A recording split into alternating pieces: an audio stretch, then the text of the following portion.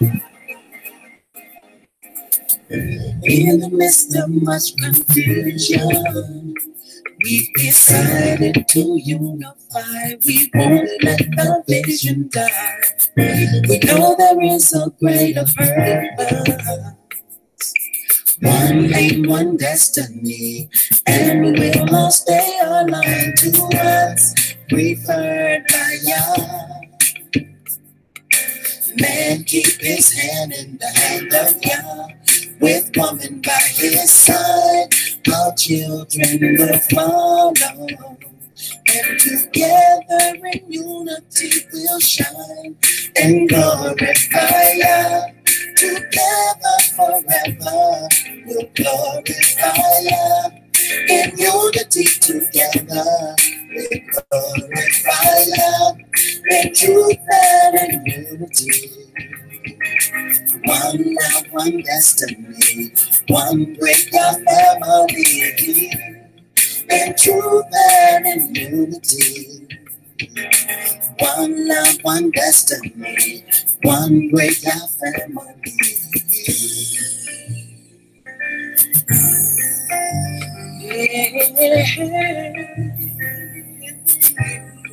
Yeah. Nothing will ever come between us. Our bond is tight. Hallelujah. What's required and what's right. No, there is a greater purpose. One thing, one destiny, and we'll all stay aligned to us, preferred by y'all.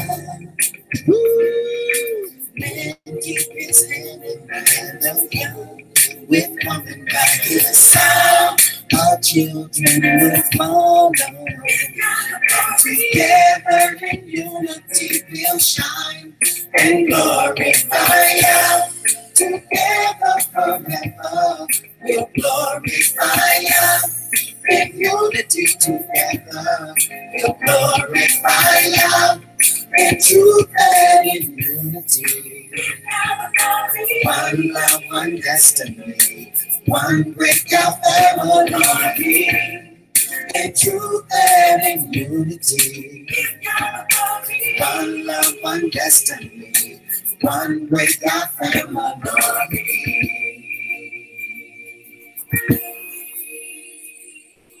You gave us back to one another.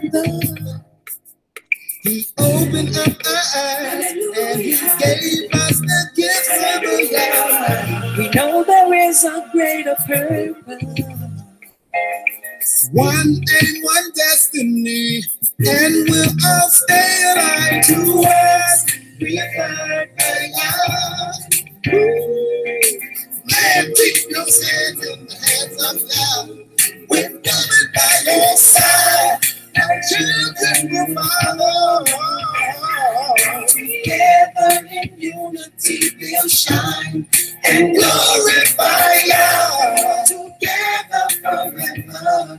And only we can do in unity to glorify y'all. Right now. In unity. Truth and unity. One love, one destiny. One great family. Together forever we'll glorify y'all. In unity together we'll glorify y'all. We gotta have one love, one destiny. Still got the glory. Together forever, don't you know we'll glorify y'all. In unity together we'll glorify y'all. In truth and in unity must be fast. Yes, one love, one destiny. Yeah, one great family. Together forever, we'll glorify y'all. In unity together we'll glorify y'all. In truth and in unity, it's gonna be alright. It's gonna be alright. One great family. Come on, let's work together hand in hand. Glorify y'all. In unity Right now, it's truth and unity. One love, one aim, never leave. Together forever, glorify Yah. In your glorify Yah. In truth.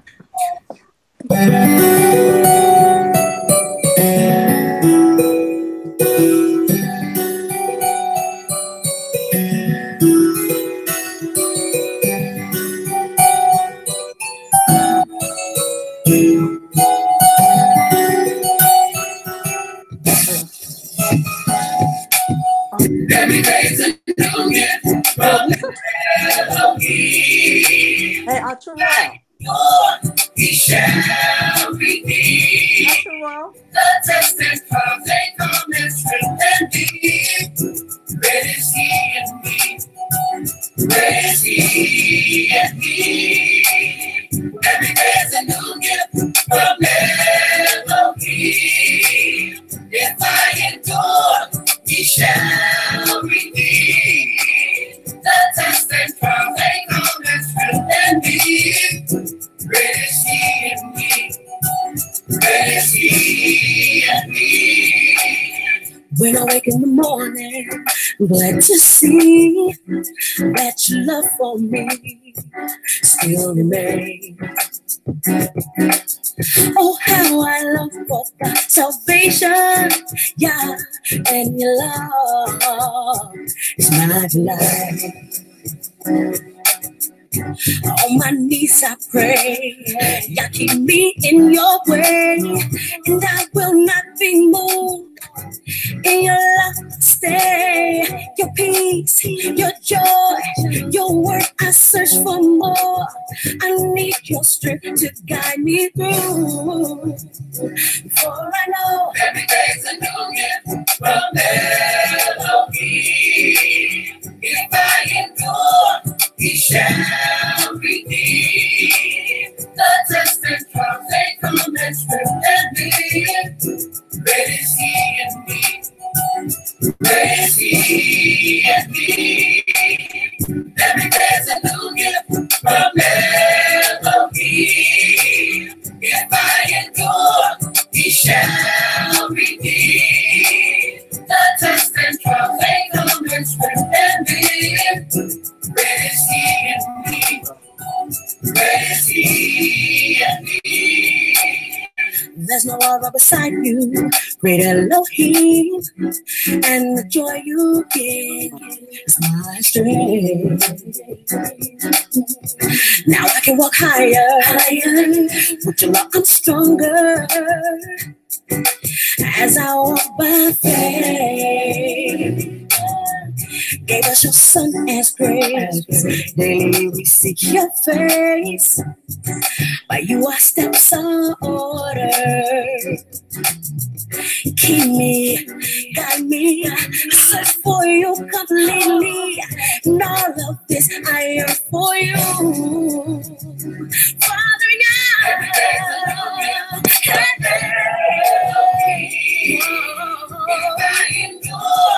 He shall redeem.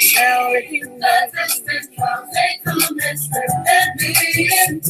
Great is He in me. Great is He in me. Every day's a new gift from Elohim. If I endure, He shall redeem. The test and trials, they come and strengthen me. Great is He in me. Great is He in me. Great God is He in me.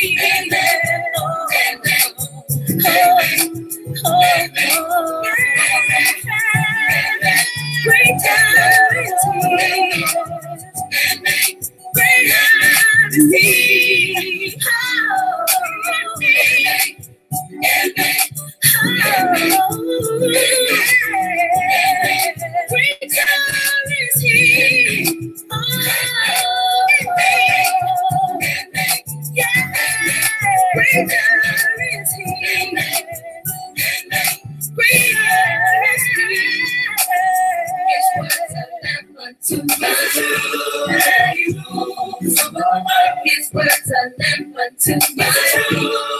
His words a lamp unto my soul. His words a lamp unto my feet. His words a lamp unto my soul. His words a lamp unto my soul.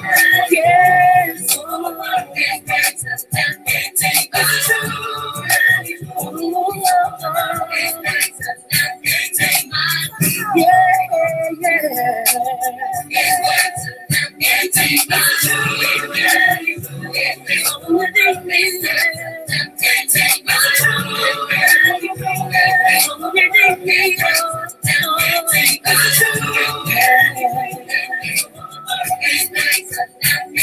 my feet. All right, y'all. Welcome. Welcome back to my old channel. It's been a long time.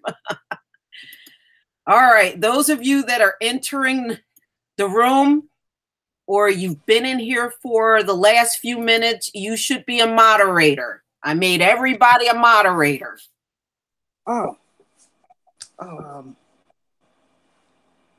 Okay. All right. Sister Winfield, can you mute yourself? I'll wait.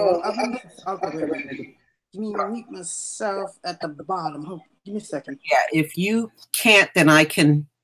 Okay, you can. All right. But I was trying to get it on the computer. Yeah. Because I'm not on the computer right now. So all right. If you can email me. Yeah, I could be a moderator. Okay. You know. All right. No.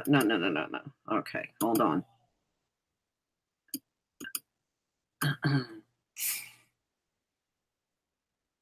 Let me see if I can. All right, y'all. While she's getting situated, I wanted to welcome all of you to my old channel. It's been a long time since I've been on here doing a hangout. So it's definitely good to be back. I've been trying to give everybody a wrench because I realized some of you were moderators, and I guess when they took my channel down and brought it back up, you lost your wrench. Okay, I did unblock the brother. Brother Denubian, Brother Denubian is now unblocked. So he can come on.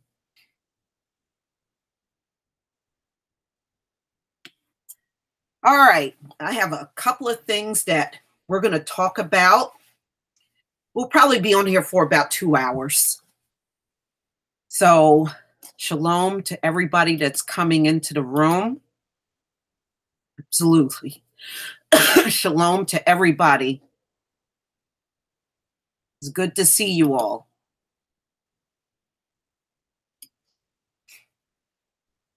All right.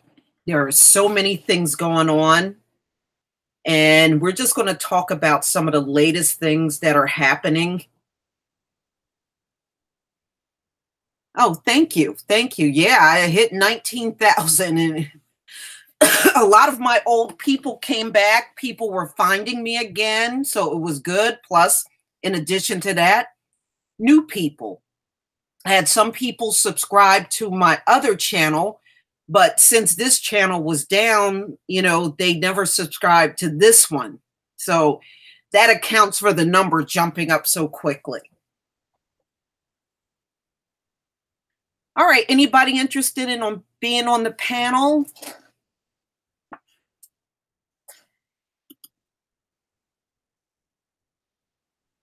All right. Let's see. I'm going to post it. If you would like to be on the panel, by all means, join me, family. Join me.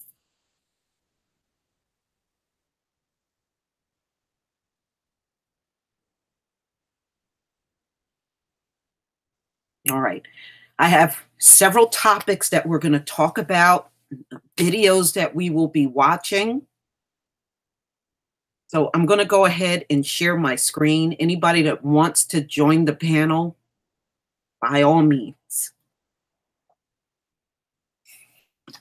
Now, I know Sister Winfield. Let me see if I can get 1 second.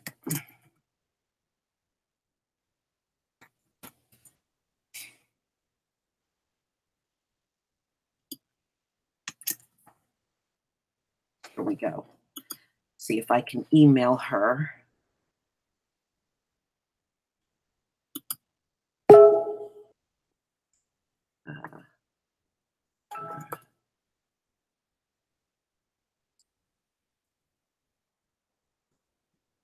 Let's see here.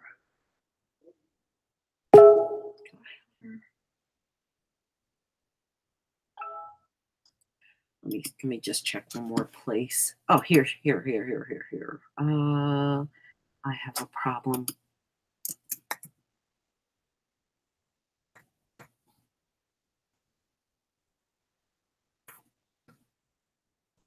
Let me see if I can get you this link.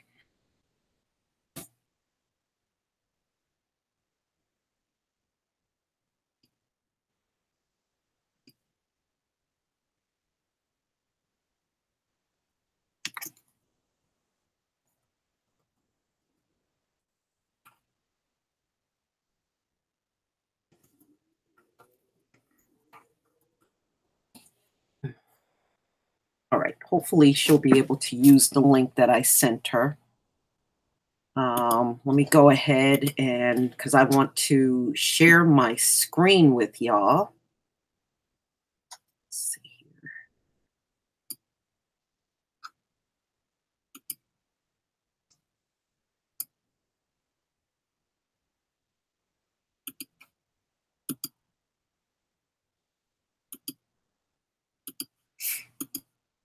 All right, let me know if you can see my screen. Give me a 1 if you can see my screen.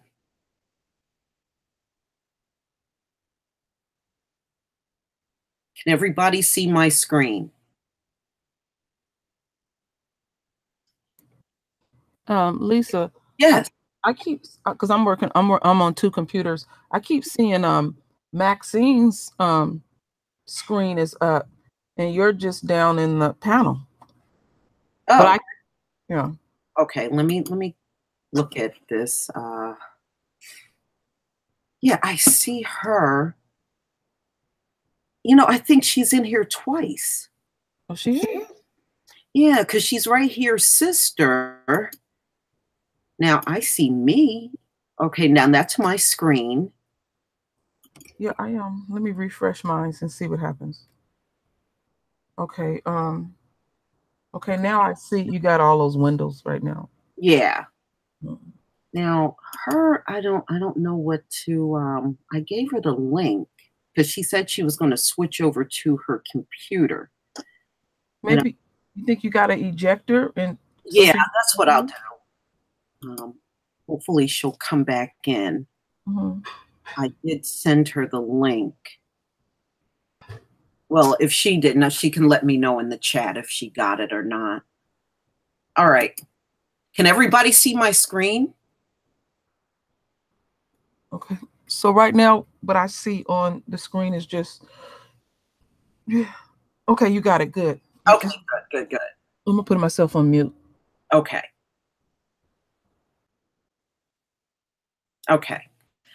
What's up, T Waters? All right. I'm trying to make as many of you mods as I can. There we go. All right.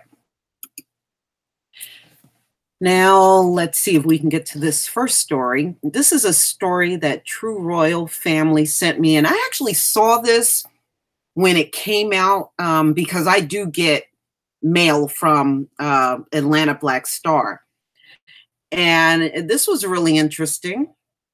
Georgia Councilman refuses to apologize for Facebook posts claiming the white man is destroying the world. I think many of us will agree with that. So I'm going to go ahead and play this video.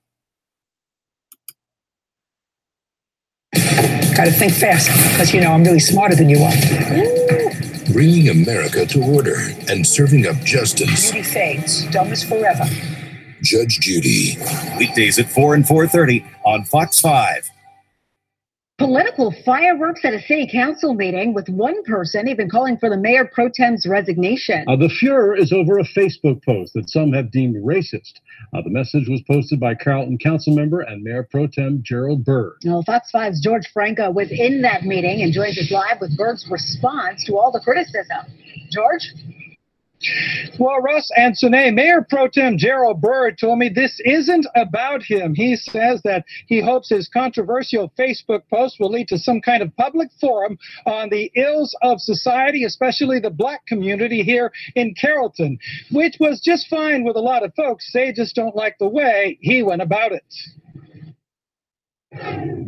Council called on me for celebrating my mother's birthday at my house. Carrollton Mayor Pro Tem Gerald Byrd spoke of prejudices he's experienced. It was part of his response to pushback from a Facebook post showing a Native American against a black man with the caption, "The genocide of one race, the enslavement of another," followed by Byrd's response, "White man has and is destroying the world."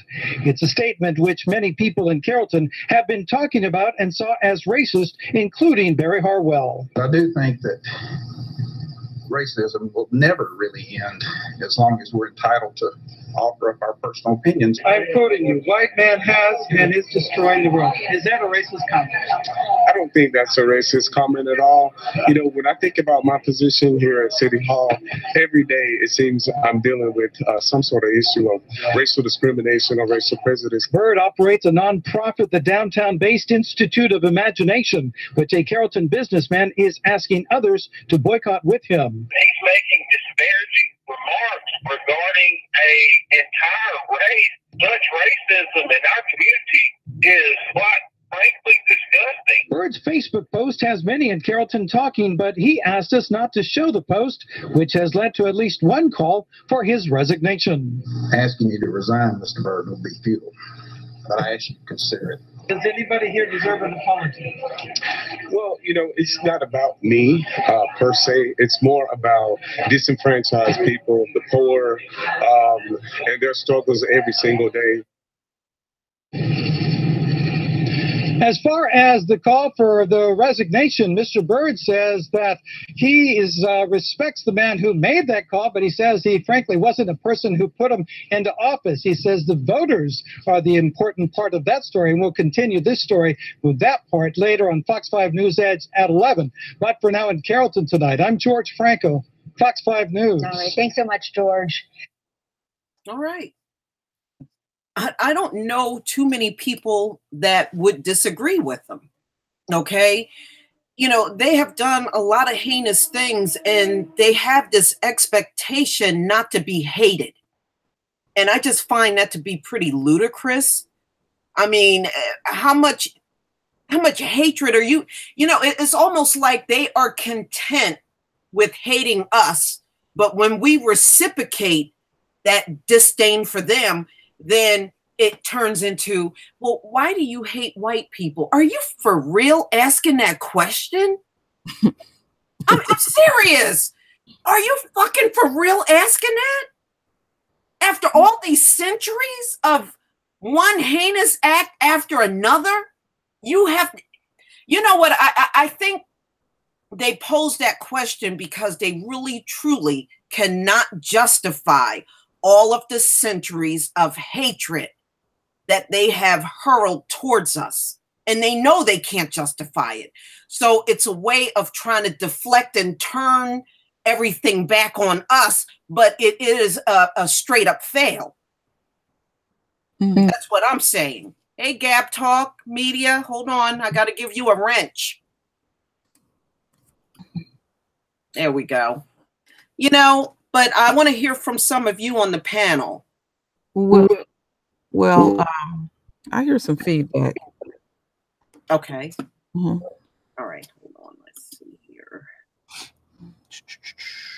Everybody on the panel that's not talking. Yeah, KD is here. He's mute himself. Okay. Testing. I guess it's okay. Okay. The thing that's ironic to me about the whole thing is how these beasts conduct themselves. They're very delusional, and they want everybody in the room to be delusional with them. It's like having a pile of elephant shit in the room, and we're gonna act like we don't smell it and we don't see it. And they want people to be just as delusional as them, because the brother was saying that he noticed when he's working damn near every day, he's always dealing with something related to race. Right. And when I read that article, I was thinking back to when I was working. It was always some shit popping off about race. These people, one thing that I have noticed about them, that the field that I worked in, they came to work, and when they come to work, that was their time to subjugate us, play with us, insult us, and all of that. But if you catch their ass off the job, they something totally different, because they feel like the job is going to protect them so they can, you know, I call it their isms, whatever they damn isms is and stuff. And we don't play delusional like that. You know, like when Black folks, we even talk to each other, we look each other's in the eyes. They can't look in each other in the eyes. They can't look at us, especially in the eyes. And this bullshit needs to just be put on the carpet, and we gonna speak on it. We not gonna be delusional no damn more. Them days is over with. Well, Royal Queen, we're talking about a group of people that don't even have a soul. We're talking about a group of people that really have no compassion, or even have the capacity to show compassion within them. All they do is pillage and destroy. That is their nature. You know what? That's correct. I totally agree with everything that you're saying, but it's still this game that they like to play with us and insult our intelligence. And we're not good at, we're overall not good at playing that game. I don't know what it feel like to coon out, because it would affect my my conscience, my soul, the very thing that they lack. So they are asking us, it's like, I'm gonna just keep it core. Something my grandmother said. She said it just like this. She said, a nigga can be pissing on you and telling you it's raining. Yeah. No. That's not an option. That's just not an option. Thank you, Volcanus. And what I'm loving is how, because boy, last summer we weren't even dealing with this. I'm loving all these phone calls that's coming out and all of this exposure. I keep saying that we are in the age of exposure, and this is working out real sweet and real nice. And when Lisa was speaking last week about, she had talked to somebody from another country and how they're really looking at these videos, because these videos was going worldwide about their behavior too as well. And they like, damn, they ain't did nothing violent. They're just doing something that everyday people just do, and they making calls on this. You would be thinking that we whooping their ass. And what they really fear is our energy radiating with each other. Once that happens, they know it's over. Yeah, but here's the thing. They know they treat us wrong. They know this. They're not confused about that. They have hangups about us talking about it. And in my opinion, they need to get over their damn self. Okay? Because how are we not going to talk about something that's impacting our lives every single day? But that's the point, Lisa. They still think they could get us in whips and chains and everything like back in the old days. But they realize that we're not in whips and chains anymore. Right. But the thing is, some of them go as far as trying to give you the cold shoulder because you're talking about them. Who the hell gives a shit about that? Kind of like that's going to hurt our feelings. But they don't impact us like that. And they gonna hurt mine. Not all of us, But I think some of them are under the impression that they do. Lisa, did you get an opportunity yesterday to see the video over there on the Coles View channel where the brother was at the pool and they had called the police on him? Well, the security or toy cops or whatever they was 2 days in a row. And I was looking at how the manager, how she was conducting herself. She couldn't even come up with a reason why why they was even bothering this brother. He lives in the complex. Just messy. Just messy. Because you know what, True Royal, it's racism. And they know it. You know, they can't come up with no reason that's going to make any common sense. Thank you, Alan Friedman. They can't come up with a reason that's going to make any common sense, and they know it. And I'm going to say this flat out. All they're really doing is showing us their weakness. They always got to pull that card to try to scare us, but it ain't scaring us no damn more. No, they just look straight up stupid. Yeah, it does make them look quite stupid. It does. You know, and on top of that, every time the cop shows up and does nothing, you can tell right there that makes them look even more silly. You went through all this trouble to get the cops over here, and the cops even know what you're saying is a load of bullshit. Yeah. But I'm gonna second the Royal Queen. I want them to keep calling the police. I mean, I'm loving this age of exposure because it's making them look like complete fools. That's what I'm saying. Because when these videos go viral, this is eyes around the whole world. And see, they can't talk all that. Black people are the most violent. This pretty much quashes that whole thing. They can't even use that anymore. Oh no! They definitely can't use that. Not that they could really use it in the first place, you know, because I mean, no matter how long we're here, we could never catch up to all the killing and violence they've done.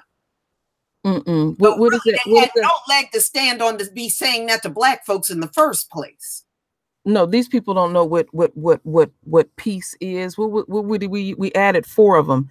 They bring, it don't even matter the order. They bring in death, destruction, deceit, disease.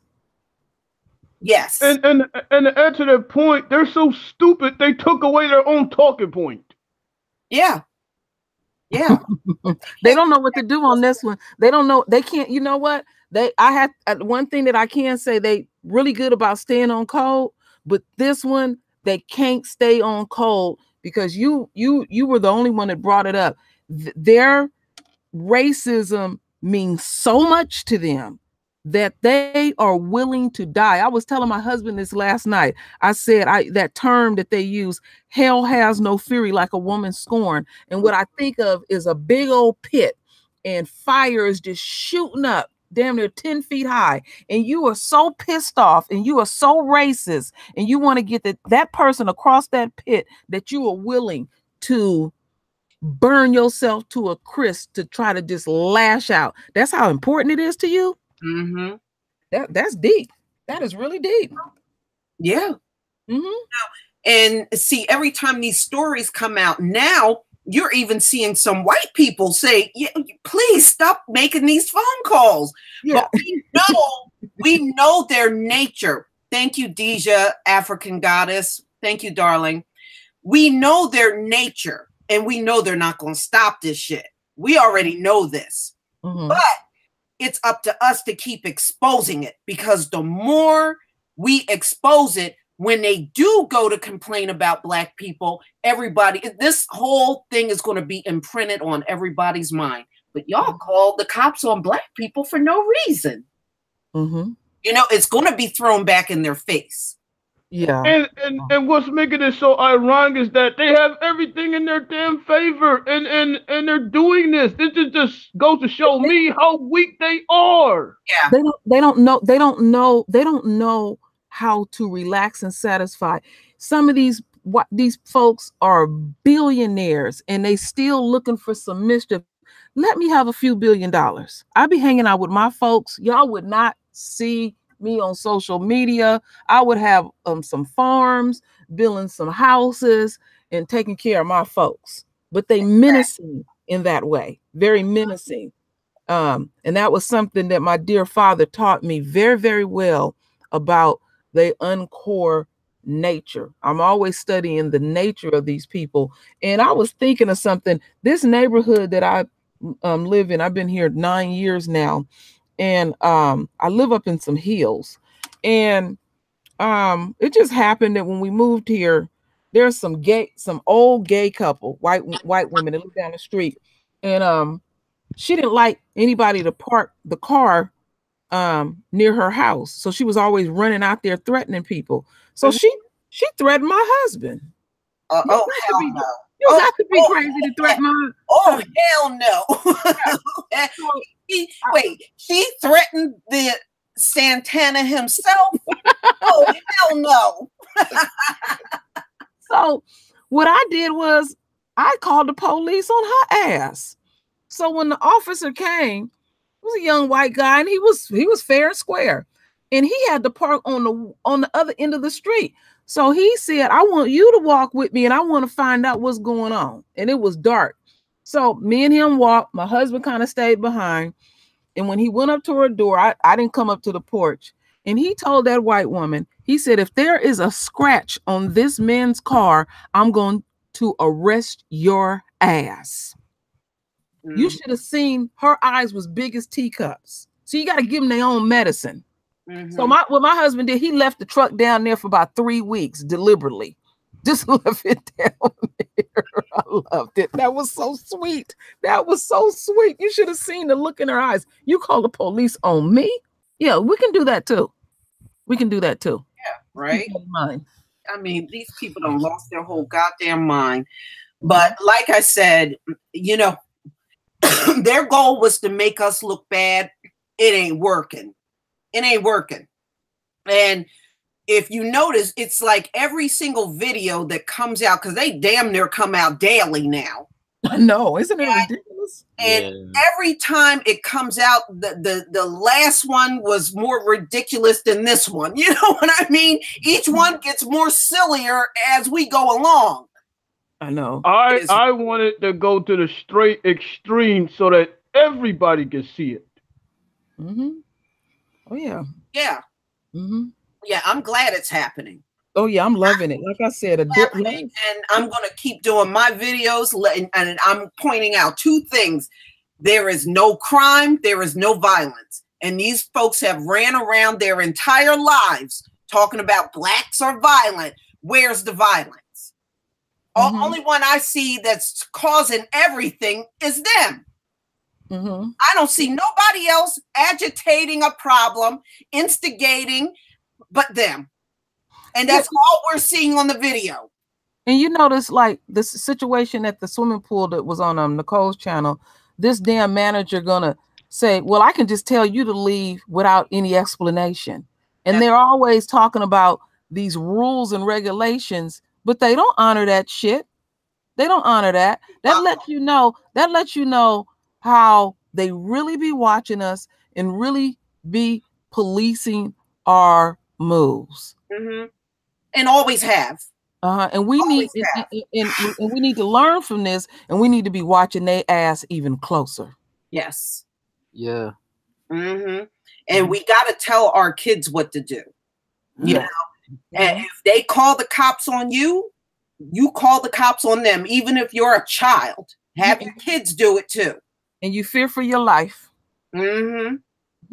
Exactly.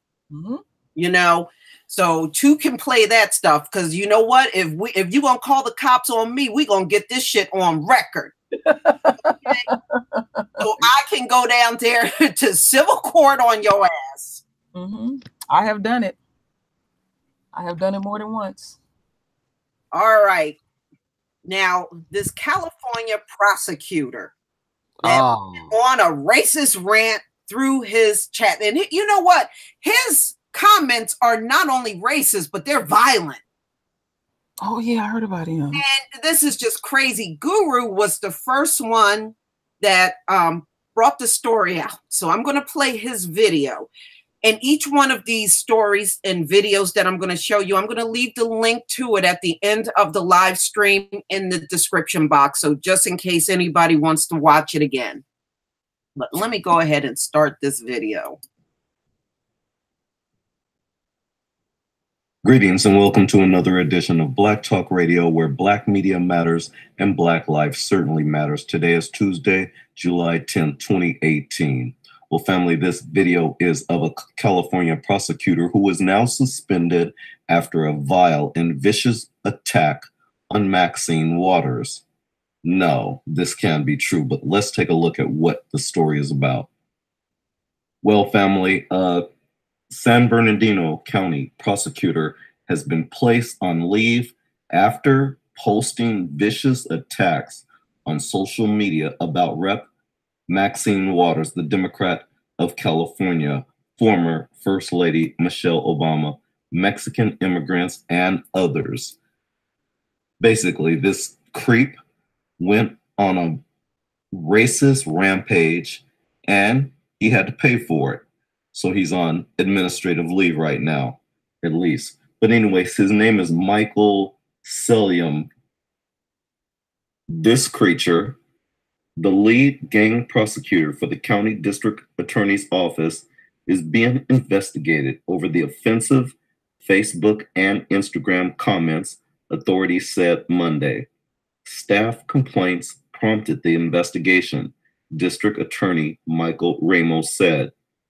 The San Bernardino County District Attorney's Office does not condone hate, discrimination, or incitement of violence, he told reporters on Monday. Quote, our community and the entire criminal justice system depends on having a fair, ethical, and unbiased prosecutor, unquote.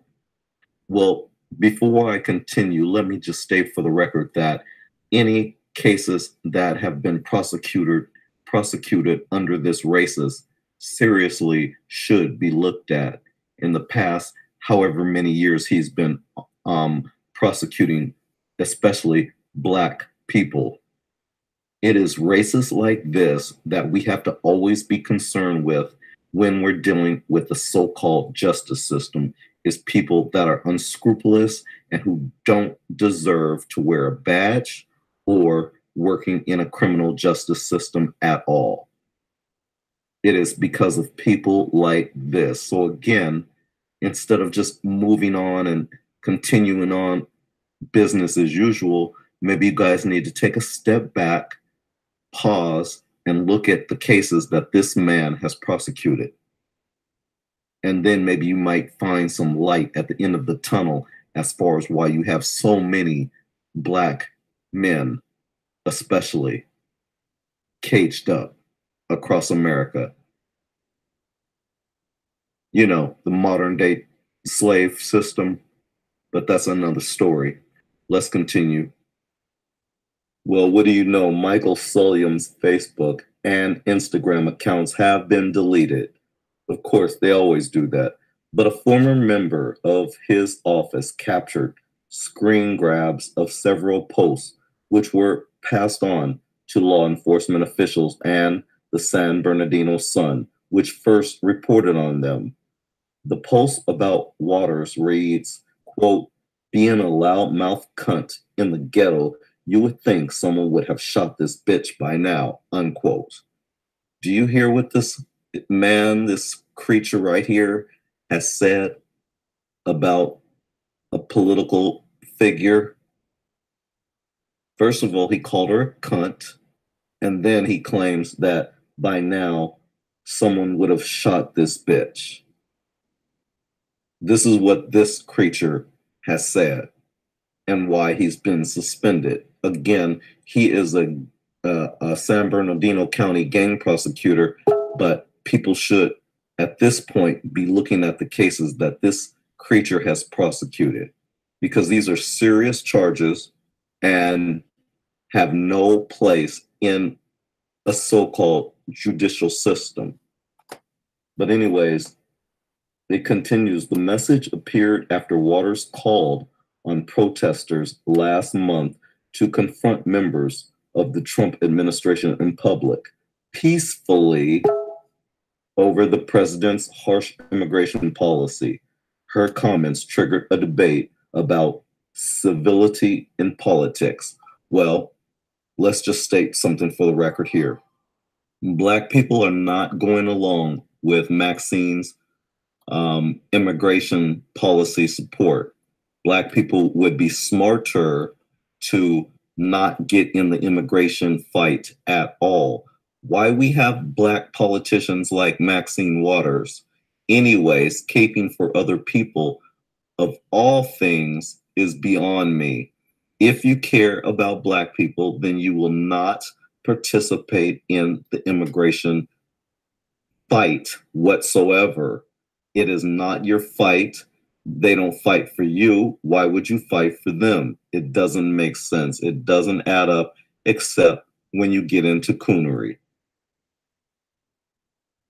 So if you think that's bad, Celium also posted a doctored image of Michelle Obama holding a sign saying that President Donald Trump, quote, grabbed my penis, unquote, the Sun reported.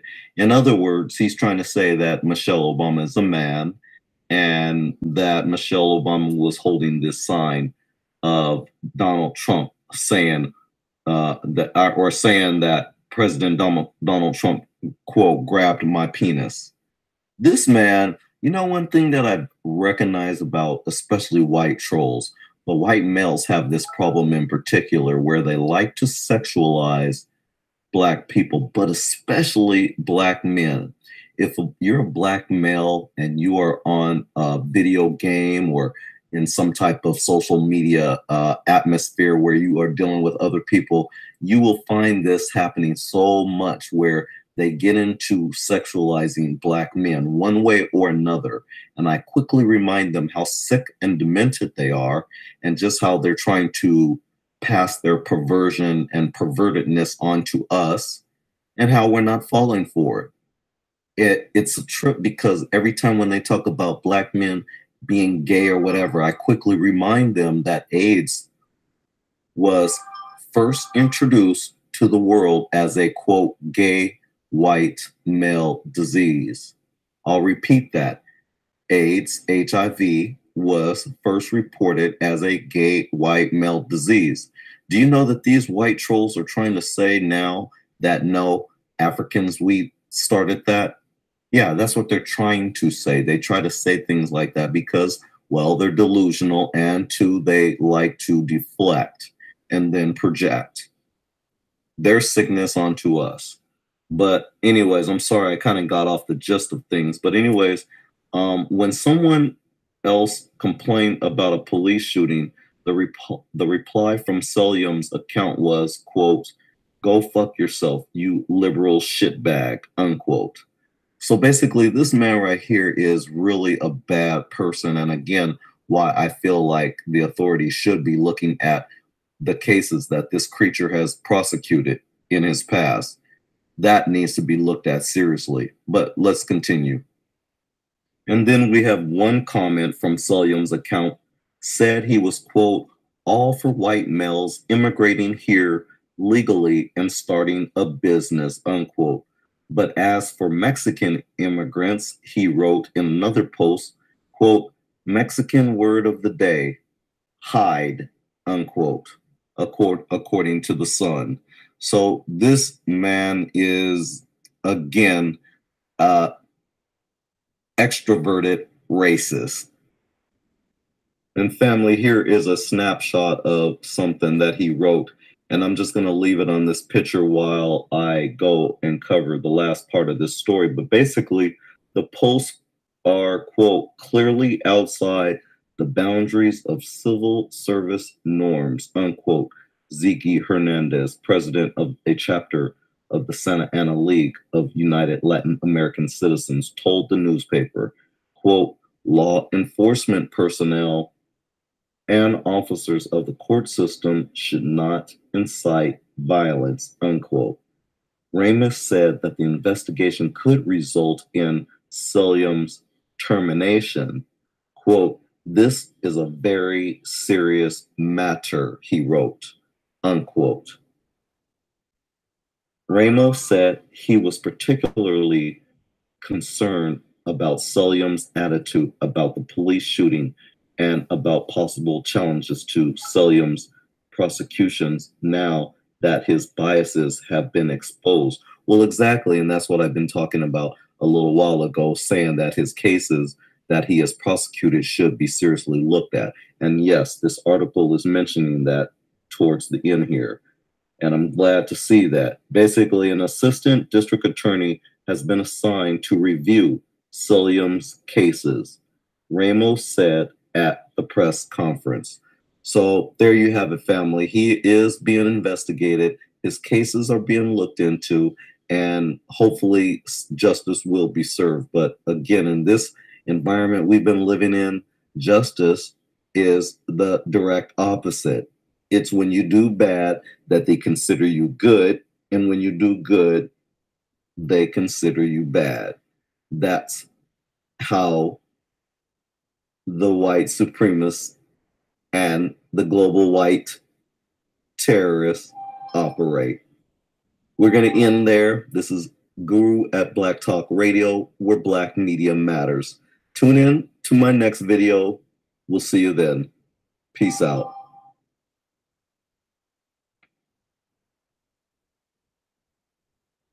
Okay. Great. So, you know, when I saw that, first of all, how did this man exist as a prosecutor for 12 years? This man is so ingrained. He got so much ingrained racism. He should not be in any legal system, period. You know, I don't understand this, but this is a disgrace. That he was even able to exist in this position for 12 damn years. Man, can you imagine the number of Black people that he put in jail? Oh, Lord, that yeah. really should not be there at all?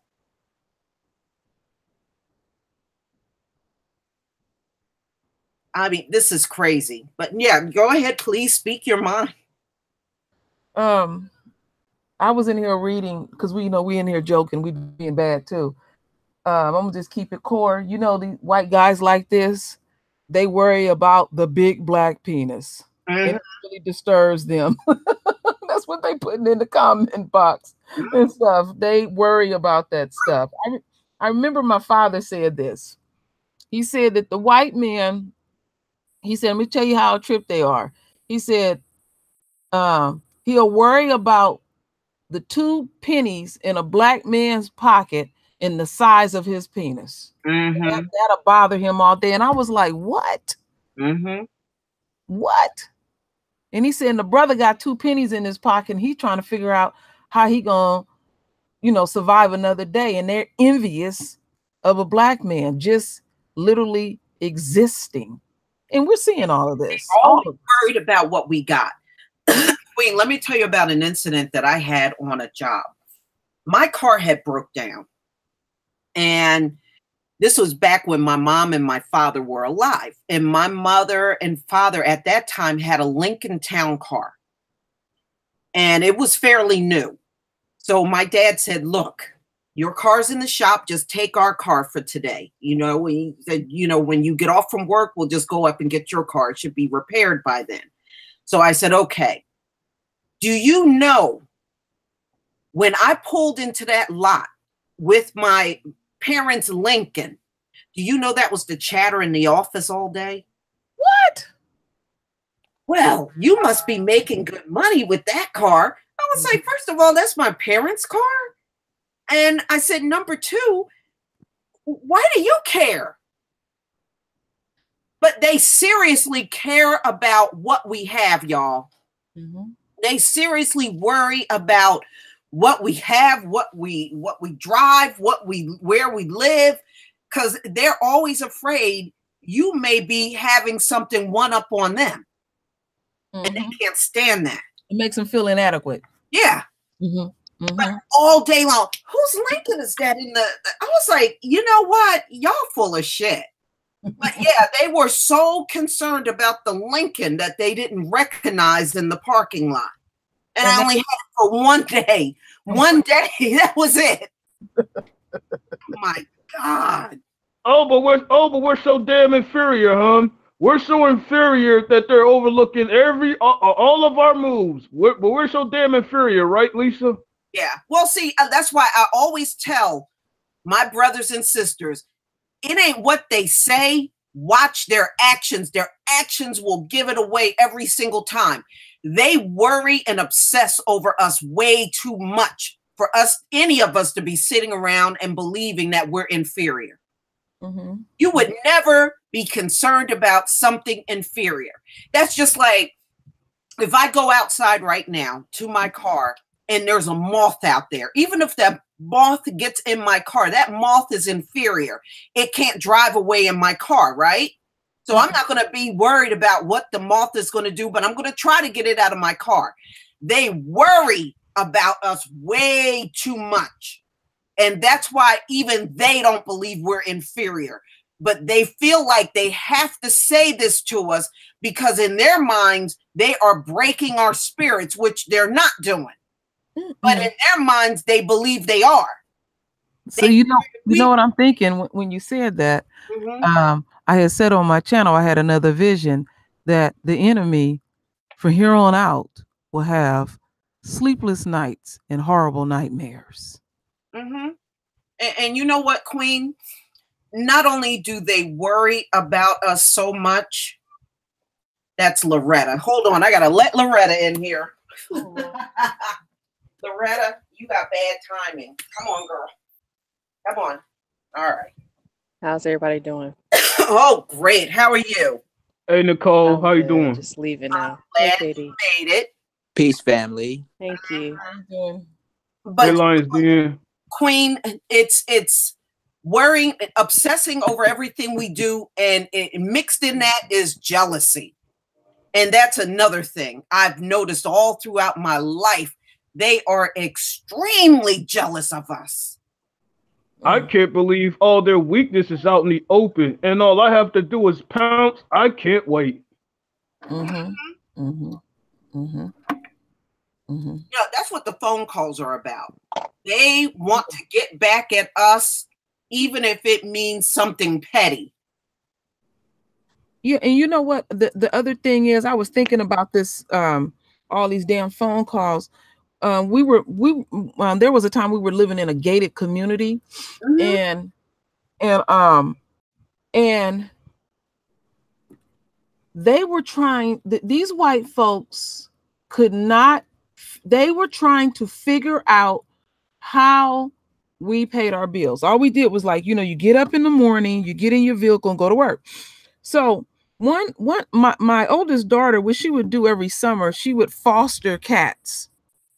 And my daughter's a very stern person to deal with, and she clearly told this white woman, "You only come to get the cats. Don't you bring nobody else." This white woman brought someone else, and soon as my daughter opened the door, the first thing it was, how did y'all even, how she couldn't help it. She couldn't help it. I heard her clearly. How did you get this place? How did you get this place? The place wasn't even all that hot. Mm-hmm. As far as I'm concerned, cosmetically on the outside, it looked good, but me and my husband always called it the damn projects. It wasn't all that hot. Don't ever be fooled. Don't ever be fooled, because I lived in many white neighborhoods that you be thinking that it looking all, the yard look all nice and all that shit like that. They don't be doing them repairs in them places like they supposed to. Mm-hmm. You know? They'll make the outside look cosmetically look real good and stuff like that. And it was full of crap. We couldn't wait to get out of there. But that bothered that woman. And my daughter clearly said, she was about 15 or 16. She said, "Didn't I tell you not to bring nobody else to my mom's house?" Mm-hmm. And they just dismiss anything you say, because they're just like, how did they get that? Maybe they got Section 8. Maybe they this. They're none of your damn business. We don't have to answer to y'all white asses. No, and we don't owe them any explanation on what we do on a personal scale. That's none of their business. Now, that's the thing that does bother me, Lisa, with these phone calls, that our folks be having way too much damn dialogue. I'm just hoping before the summer is out, I'll be on social media so I can show y'all exactly what to do. Yeah. Yeah. And thank you. Like the one at the pool. Oh. Yeah, go right ahead, Nicole. Yeah, the one at the pool, the lady was talking, and I'm like, both pool incidents. The old raggedy white man and the young raggedy white man. And I was like, why are you talking? Why are you wasting your energy talking to them? Right. It was like, a lot of us are not on code, and if you're going to film it, what they say, that's the only evidence you need. No dialogue. They don't even need to hear your voice. Mm-hmm. As far as I'm concerned. Yeah, it is way too much dialogue from our people. You don't have to explain yourself to them. You know, and by us not explaining ourselves to them, you're taking that power away from them. Yes. Yes, that's the key right there, Lisa. It's about that. It's about, and that's a part of the art of war. We need to keep our damn mouth shut. And because I have had 2 encounters so far that I can remember in my lifetime that I had to reflect and think back when I was at work, and it happened to be 2 different white men. And I just happened to because I worked in the world of construction, and you eat where you gonna eat at. And that white man walked up to me and asked me, what was I doing there? And my mother would call it the James Newman stare, my father. I just stared at the white man and looked him dead in his eyes and just kept throwing energy. He started moving down that street. You don't ask me shit. You don't ask me shit. I am royal. You don't ask me shit. That's how you have to start thinking. You a king, you a queen. They are peasants. You talking to me? I taught my kids the same thing, because I don't like all that damn dialogue. And then we're too damn nice. Oh, sir, like when Nicole talking about with the older man with the pool. My husband would have been calling him all kind of peckerwoods, white boys, and everything. Oh, he would have got that work. He would have felt very small. The truth is, Nicole. The truth is, Nicole. They was talking to a bunch of weak people. If that happened to me, they wouldn't have got a damn word. Yeah. They wouldn't have got a damn word out of me. They wouldn't have got the dialogue at all. I'm being real. Yeah, they would not have gotten no dialogue out of me. And see, and I'm like that even in a store. If I walk in a store, and even if one smile at me and say hi, I'll just keep right on walking. That happened this morning to me. I won't do it. I don't fuck them. I don't owe them that. I don't owe them even a hello. I'm in the store for a purpose, to get whatever I need and get the hell out. You don't acknowledge their presence at all. That really gets to them. That really do. We don't owe them anything. I was walking past there's a Starbucks near my job, and across the street there's a coffee bean and tea leaf. And I've always preferred coffee bean, but with all the Starbucks controversy and discrimination, you still got Negroes going in Starbucks. And white folks, they think that all us Negroes must still like Starbucks, right? So I'm walking I'm walking past the Starbucks to go across the street to the coffee bean. And I was like, damn it, I should have walked across the street so I wouldn't be on the same side as the Starbucks, right? But I was like, whatever, I don't care. So I'm walking past the store. Some white bitch comes out, and with these freaking workout clothes these heifers be wearing, I'm like, what the hell? You might as well just be wearing a bathing suit. And she comes out, she's, good morning, how are you? I'm like, bitch, what the fuck you looking at? I'm thinking in my mind, bitch, who you talking to? Who are you talking to? You know, like that. I looked at her like, I took my shades off, like, what? Because the light was still red. And she was like, are you coming in? Are you gonna come in? And I was like, I just looked at her. Yeah. And I looked around like, who the fuck is she talking to? And I just walked on. The light turned green, and I just kept walking. I'm like, man, fuck this bitch. I literally said that out loud. I said, fuck this bitch. I just walked off. Like, one time I'm not playing with y'all. there used to be one I used to work with, and she got on my nerve. She's, first of all, talked too goddamn much, and she just got on my nerve. And you ever meet ones that don't know how to have a conversation?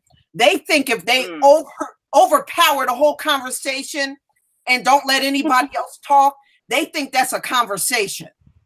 Nicole, I ran across a K bitch last weekend. You know what I'm saying? The K bitch gonna come out the damn car talking about can you help? I said, bitch, get the fuck out of here. I turned right the fuck around, went right back to where I was going to.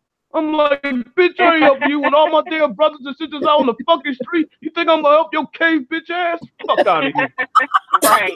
And they have this at the Getty Museum right now, and at the African American History Museum down in Inglewood, they have the King Tut exhibit with all the real artifacts from Egypt, from Kemet, and you can see the changes in the artwork when the Caucasoids came in and took over, the Greeks, right?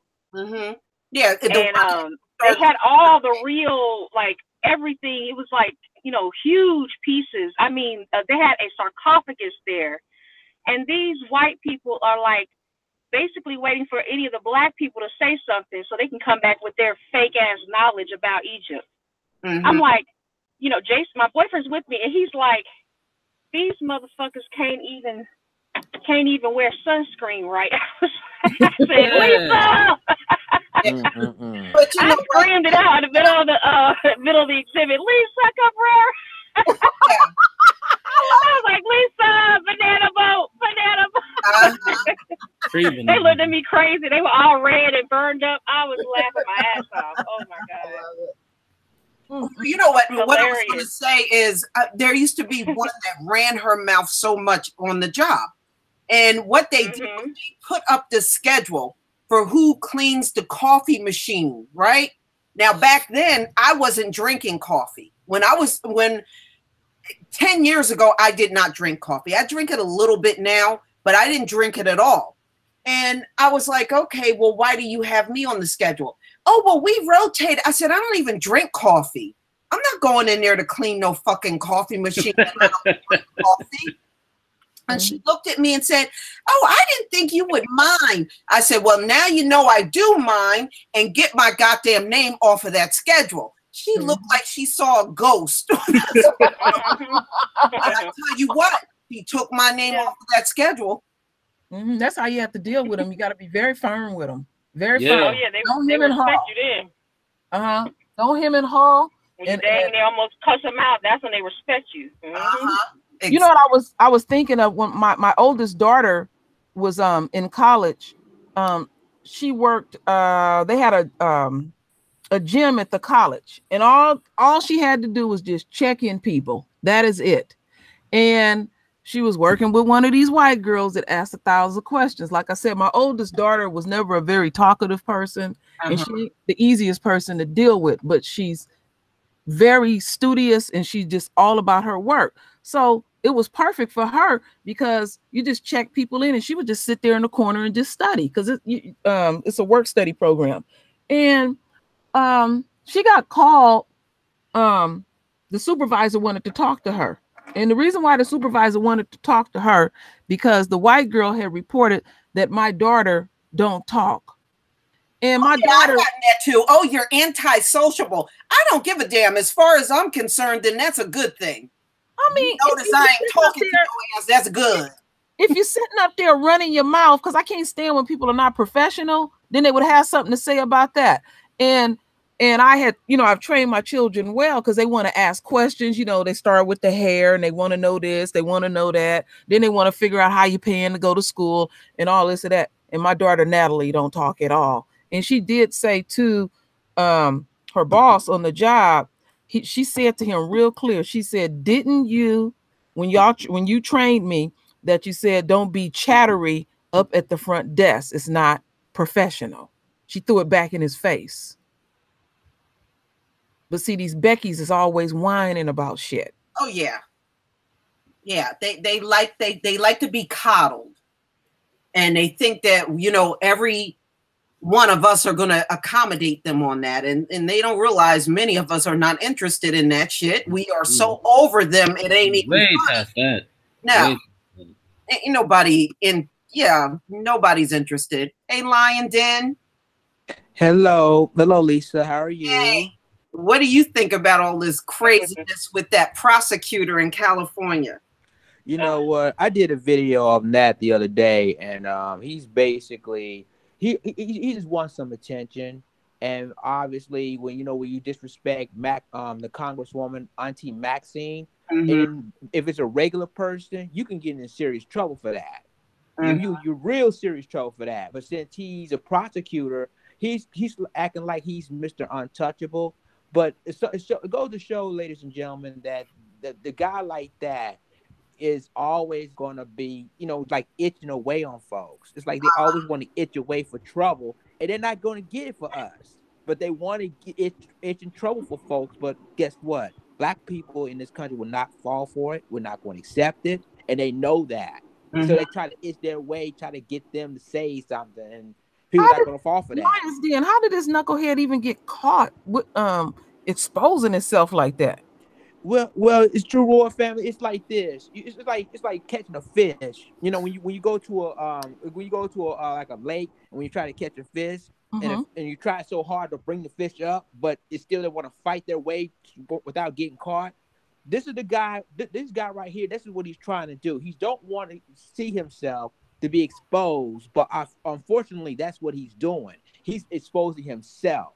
Yeah, he sure did, because it's gonna make people look into past cases and all this stuff. And they need to look into it. That's lovely. I like that. That's excellent. Right. There's another age of exposure. But I looked at it a different way. What's that? I had to look into more of how the Nazis, because when you had the rise of the Nazis in Germany, you had a separation of how the government was being run. And they became more powerful. But I had to look it up to be sure. But if I'm not mistaken, they had a lot of scrutiny of scientists. We just had, Scott Pruitt he fired from the EPA. The EPA was trying to silence scientists, and they've been the politicians have been like Paula Page. But last year or something, he was saying black people were the enemies of the state. Now you have other people in law enforcement, such as the prosecutor, because that's a person who will enforce the law, right? And he's talking about another person who's a policy maker. So you can see a clear separation that's going on. And they can say whatever they want to say. Oh, it's liberals versus conservatives. No, it's the fact that she's black and he's not. That's how I look at it. I have to look up some things to be sure. But that's just what I was thinking about, because they are really inching towards Nazi Germany 2.0, basically. Yes, but they're going to do it in the reverse way, where they, like in Nazi Germany, they made the law. They divided the government. The Nazis came on top. They made the laws, and then they put people in concentration camps. And first they put them in prisons, then concentration camps. But here, they're gonna make the law as they go along. Yeah. Because they learn from their mistakes in Nazi Germany. They be so the dude, he's not going anywhere. I mean, he'll probably be pushed out, but he probably will be pushed out into a more powerful position because he's showing his loyalty. You know what? Absolutely. Yeah, that's true. That's true. That's good not to lose sight of that. Because what I've been saying, I want to say this real quick, KD. What I've been saying is, like, when we be seeing these incidents and they're saying that they didn't fire this person, they don't want them at their company, I always remind the royal family it's a business decision. They don't give a damn about us. Right. They're worried about their bottom line, because they want things to look a certain way. Right. That's refinement. That should be that should be out of our heads, that they give it, like, we shouldn't have to think or wonder like, oh, they don't give a damn about us. It's like that's just fact. It is what it is. It's like we need to stop trying to, you know, want them or hope that things will get better under them, because it's not. It's It's like, never going to get better. I'm so past Matter that. of fact, it's Never, gonna get a lot never worse. going to get better. And- Go and ahead, KD. What were you going to say? They keep saying they don't give a damn about us, but what annoys the fuck out of me is like every time I'm on my first break, this motherfucking KB's always trying to talk to me, and I'm sitting there telling them, "Shut the fuck up! I'm on my damn break. Can I please enjoy it, please?" Oh, God. Don't come between KD and his break, damn it. I'm like, I mean, he's sitting over there. He always bring breakfast over there for the other workers and shit. He's sitting up there trying to talk to me. I mean, I got my headphones on. Shut the fuck up. You're right. I can't stand that. They're playing that's psychological warfare right there. Uh-huh. They're trying That's to mess so you annoying. over. Did he Like, offer you that's some crazy. food, KD? Did he offer you some food? No. You know he ain't gonna offer you nothing. He's gonna kill you there. Tell me, oh, you remember what happened with the Michigan? I don't give a fuck about no man. Shut the fuck up. hey, yo. Oh boy. Oh Lord.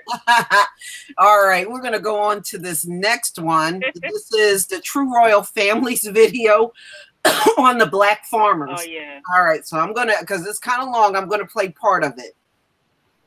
Oh, you're going to listen to these damn lies. Let me put myself on mute. Everyone is doing well. Well, my royal family, the reason why I'm doing this very long video, I'm up pretty late this morning, early this morning, let's say that. And I was just watching a video that Lisa Cabrera had on Patreon about more drama that Black farmers are having to deal with. I'll just keep it right there. I don't want to spoil it for anyone because that was her video that she put up, and I'm going to respect her channel. So I'm going to leave it there. But I took a different route.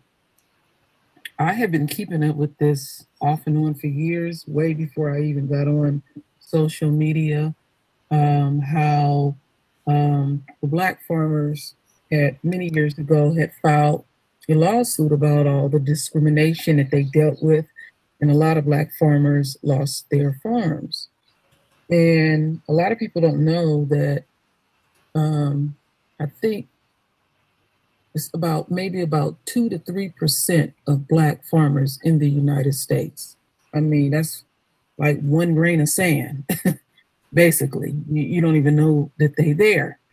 And I remember that they had won a big lawsuit, and they thought that they were, doing the right thing by hiring Black attorneys, and they ripped them off in very high attorney fees. And I was surprised by it because they have laws in place for things like that, where your attorney only supposed to get a percentage. Usually, I know in the state of California, when you have an attorney, they get 30% or 33 1/3%. Sometimes I think that's the highest they can go is 33 1/3% of whatever the actual settlement is. So in this nice long video, first I'm going to read an article, and then I have 2 videos to play. So here, this article that I'm reading is what's going on. What this article was put out in May. Black farmer settlement deadlines near. Okay, the final claims deadline nears for Black farmers in the historical $1.25 billion settlement. It's been years in the making now. 68,000 African American farmers who said they were discriminated against will get money they won in a lawsuit against the U.S. Department of Agriculture. The time is ticking for the Black farmers who experience farm loan discriminations by the USDA to claim their share of a $1.25 billion settlement. This settlement includes these who attempt to in the initial Pickford case, but was denied because they missed the deadline. Officials said those eligible to get payments and loan forgiveness for the Black Farmers Discrimination Settlement must file by May 11th. I was trying to get a loan and they continue to lose my paperwork, and you cannot operate the farm without the loan. And I lost my land. Georgia farm James Copeland said, the settlement gives farmers or their heirs compensation for being denied their livelihood. If the USDA had given my father the loan that he qualified for, he may not have lost his farm. And Alabama farmer's son, Earl Moore, said lawyers appointed by the courts are holding meetings around the country to provide those who are included in the settlement with free help filing claims. Lawyers representing the farmers are pleased the final stages are near. You can never have real justice when you've been run off your farm. You can never have justice when you can't feed your family. You can never have justice when you lost your land. But this is compensation and it is fair. Alabama State Senator and co-counsel for the Black Farmers Settlement, Hank Sanders, said. And so basically the rest of it they're saying here is completing a claim may take some time. Some people who think they might be included should get more information now. Now, like I said in the introduction, this shit been going on for years. And that's a lot of money. When a lot of money is involved, there's a lot of corruption. And they're claiming that there's about 68,000 farmers. And I said that's roughly about 2 to 3% when you take that pie and make it 100%. So these farmers, literally, I know that number may seem like a lot, 68,000, but it is not. So I have this very long video that I'm gonna play for the royal family, and I want y'all to hear this. Now this video, this is dated back September 2010. And you really listen to this because you'll get a background on what happened, and then I'm going to take y'all up to another video that is present day. So this is about an 18-minute video. This is one of them popcorn videos, my royal family. Sometimes it is necessary to play a long video in order to get the bigger picture. District of Minnesota. We're here today to talk about the Pickford settlement. This was referenced as recently by the President of the United States in his press conference on September 10th on Friday, and then also last week. There's a press conference that was done by several of our colleagues over in the United States Senate calling for a quick settlement of the Pickford issue. We also agree that we want to make sure that there is a quick and timely settlement made, and that those who have truly and wrongly been discriminated against by the USDA do receive their just and fair settlement. We believe that there are actual instances of discrimination that occurred by the USDA, and they must be compensated. Where our concern lies is in the area of what appears to be massive and widespread fraud and abuse of the Pickford process. This is what we're concerned about. To that end, we know of people who are from the USDA, from the FBI, who are whistleblowers, who have comments that they would like to be able to say to the United States Congress.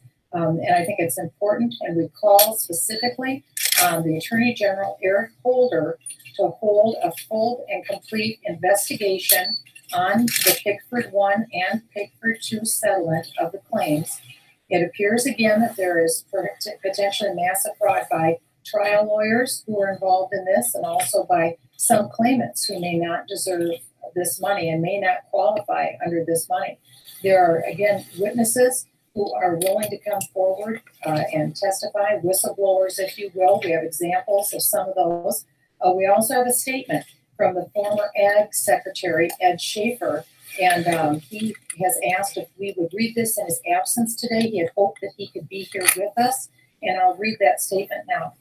After my nomination and subsequent unanimous confirmation as Secretary of the USDA, I set about to learn as much about the department as fast as I could. One initial briefing was by the Undersecretary for Civil Rights. Included was a brief on several class lawsuits against the department alleging discrimination against minority farmers. Also, it was noted that there were allegations of the department dragging its feet and getting claims accredited and paid for the court-ordered settlement of Pigford litigation. I soon had several visits from organizations representing Black farmers urging me to settle all claims quickly. I was concerned about the department's handling of discrimination claims and asked that the paperwork be expedited. It was then that I was made aware that there were possibly many claims that were fraudulent and much due diligence was warranted. Understanding that validation and verification of the claims slowed down the process, it was felt that since taxpayer money was at stake, that investigations into the propriety of claims were prudent and warranted. I was surprised that over $1 billion had already been distributed to aggrieved farmers, and there were still so many open applications. As you may recall, the litigants in the original Pigford 1 filing on both sides of the claim agreed that there's a potential pool of 1,000 to 4,000 litigants. As of the first Pigford filing, there were 22,000 filings. 64% of those claims were awarded.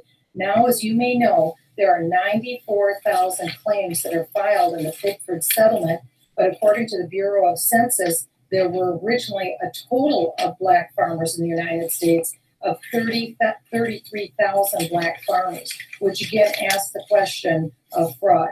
But I felt that it was necessary to spend the time and money to validate these claims. While some claimed that a settlement on all claims would be in the best interest of the department, I thought it would simply be irresponsible to overlook allegations of fraud and abuse because of our responsibility to spend taxpayer dollars wisely and efficiently. A $100 million appropriation was included in the 2007 Farm Bill, which was signed and passed in June of 2008, to be used to settle claims. This money was needed to validate and verify the claims, as there was a huge backlog of pending cases, and neither the USDA nor the Department of Justice had the budget flexibility to look at each application and the circumstances to ascertain the validity of the claim. The process would be time-consuming and expensive, but we owed it to the taxpayers. I am concerned that the legislative validation process has now been overlooked, and our government has agreed to settle all claims without proper investigation of the potential fraud and abuse. This is unfair to those who are truly discriminated against and have legitimate claims against the USDA.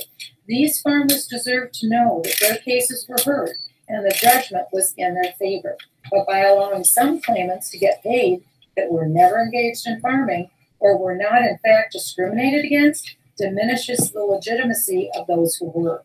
Inappropriate payments will also sour taxpayer attitudes against our government. I've heard that Congress is considering spending $8 to $10 billion of taxpayer money to pay any claim of discrimination against the government, whether legitimate or not. This rush to judgment is totally unfair to all taxpayers, including the minorities who are truly discriminated against. I urge that our government step back and institute a procedure to properly investigate each claim to see if it is appropriate or not.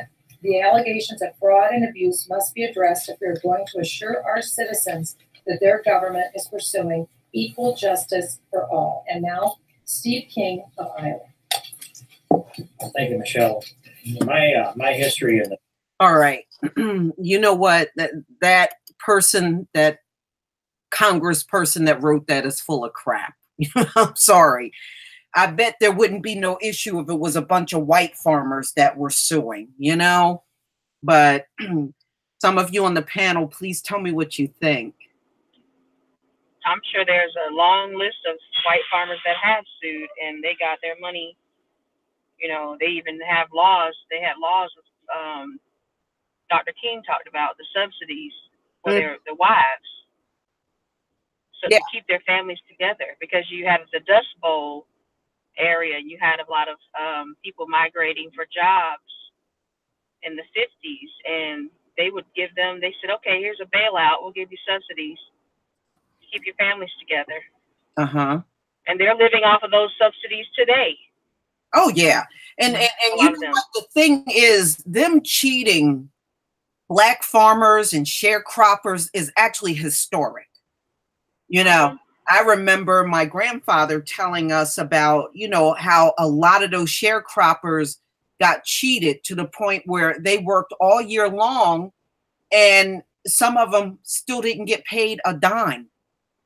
And then others, they would always try to cheat you on the pay because technically these demons don't want to pay you nothing. If they could get away with paying you nothing, you best believe they're going to try to do it.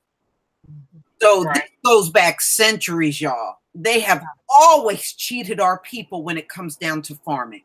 Yeah, and then they'll turn around and flip it into religion. Well, according to the Bible, you shouldn't want to be rich anyway. They do that bullshit. They do that mess as well.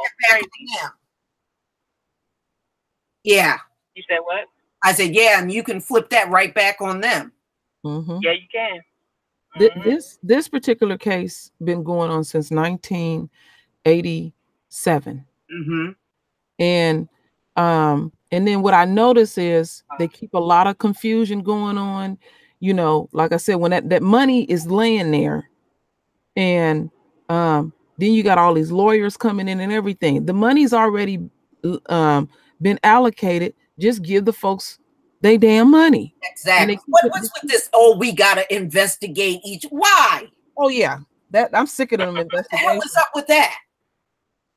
And then when I heard, I was like, damn, they can't win for losing. Then when that's what sparked me to go back and check, because I said I haven't checked in a while. And when I seen you was doing the video about them getting them damn messed up ass seeds, I said, wow. I wasn't surprised. Wasn't surprised at all. I said, wow, they just never get a break. They never get a break. And that money, a lot of that money just sit there unclaimed. Oh, I know. I know. That is the truth. This was a what type of lawsuit? Was this a class action lawsuit, or was all the farmers, they were all together suing for the money? It was a bunch of Black farmers. Okay. Yeah. Yes.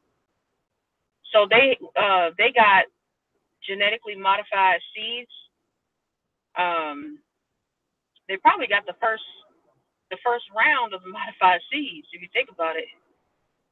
Because Monsanto started putting those seeds out like in the 70s and 80s. Oh, that's how far back? Wow.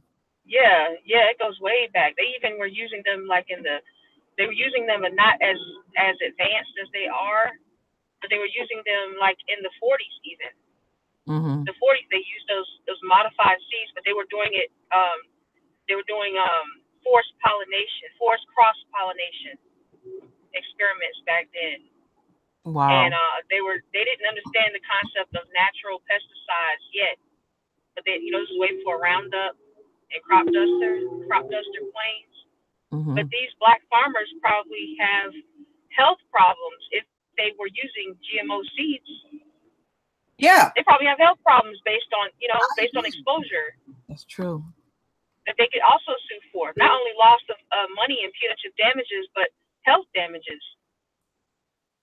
As well, because there are certain seeds from like Monsanto, for instance, that you can't even touch with your bare hands. That's how bad the seeds are. Yes. The seeds is that bad?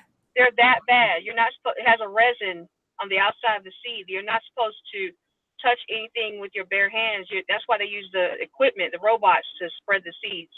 You're not supposed to be spreading them with your bare hands. They growing this shit and then they want you to eat it. Yeah. Right. I'm like, you can't touch the seeds with your hands.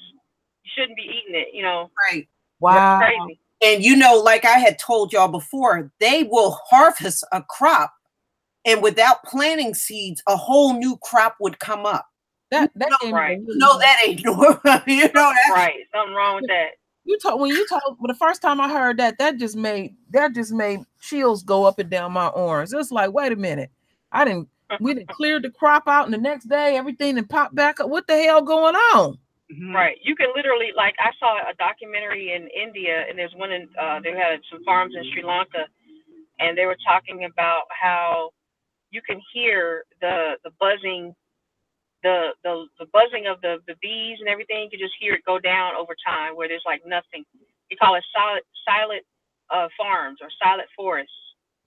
Wow. And they're just, they slowly just leave. Then you go out there and you see a bunch of dead bees all over the place. Yeah, them bees. Yeah. They said the second the bees try to pollinate the crops, they die. They die, right? It's everything, because the birds go in there too, and that's why you keep seeing these flocks dropping dead, and they don't want to tell you the truth. Wow. A lot of those birds go in those GMO fields, and they feed off of the seeds and everything they can find on the ground. And when they go take off and fly, they all just drop. They drop dead. You know what I bought? We went to the farmer's market the other day and bought a bunch of cherries. And you know how you get annoyed with them little fruit flies that be flying around? And I was talking to Linus one day, and I was like, you know what? You better be glad you see them damn little fruit flies now. So the other day we ate some cherries and left them in a bowl in the kitchen, and it was a bunch of fruit flies. I said, okay, I know these is real.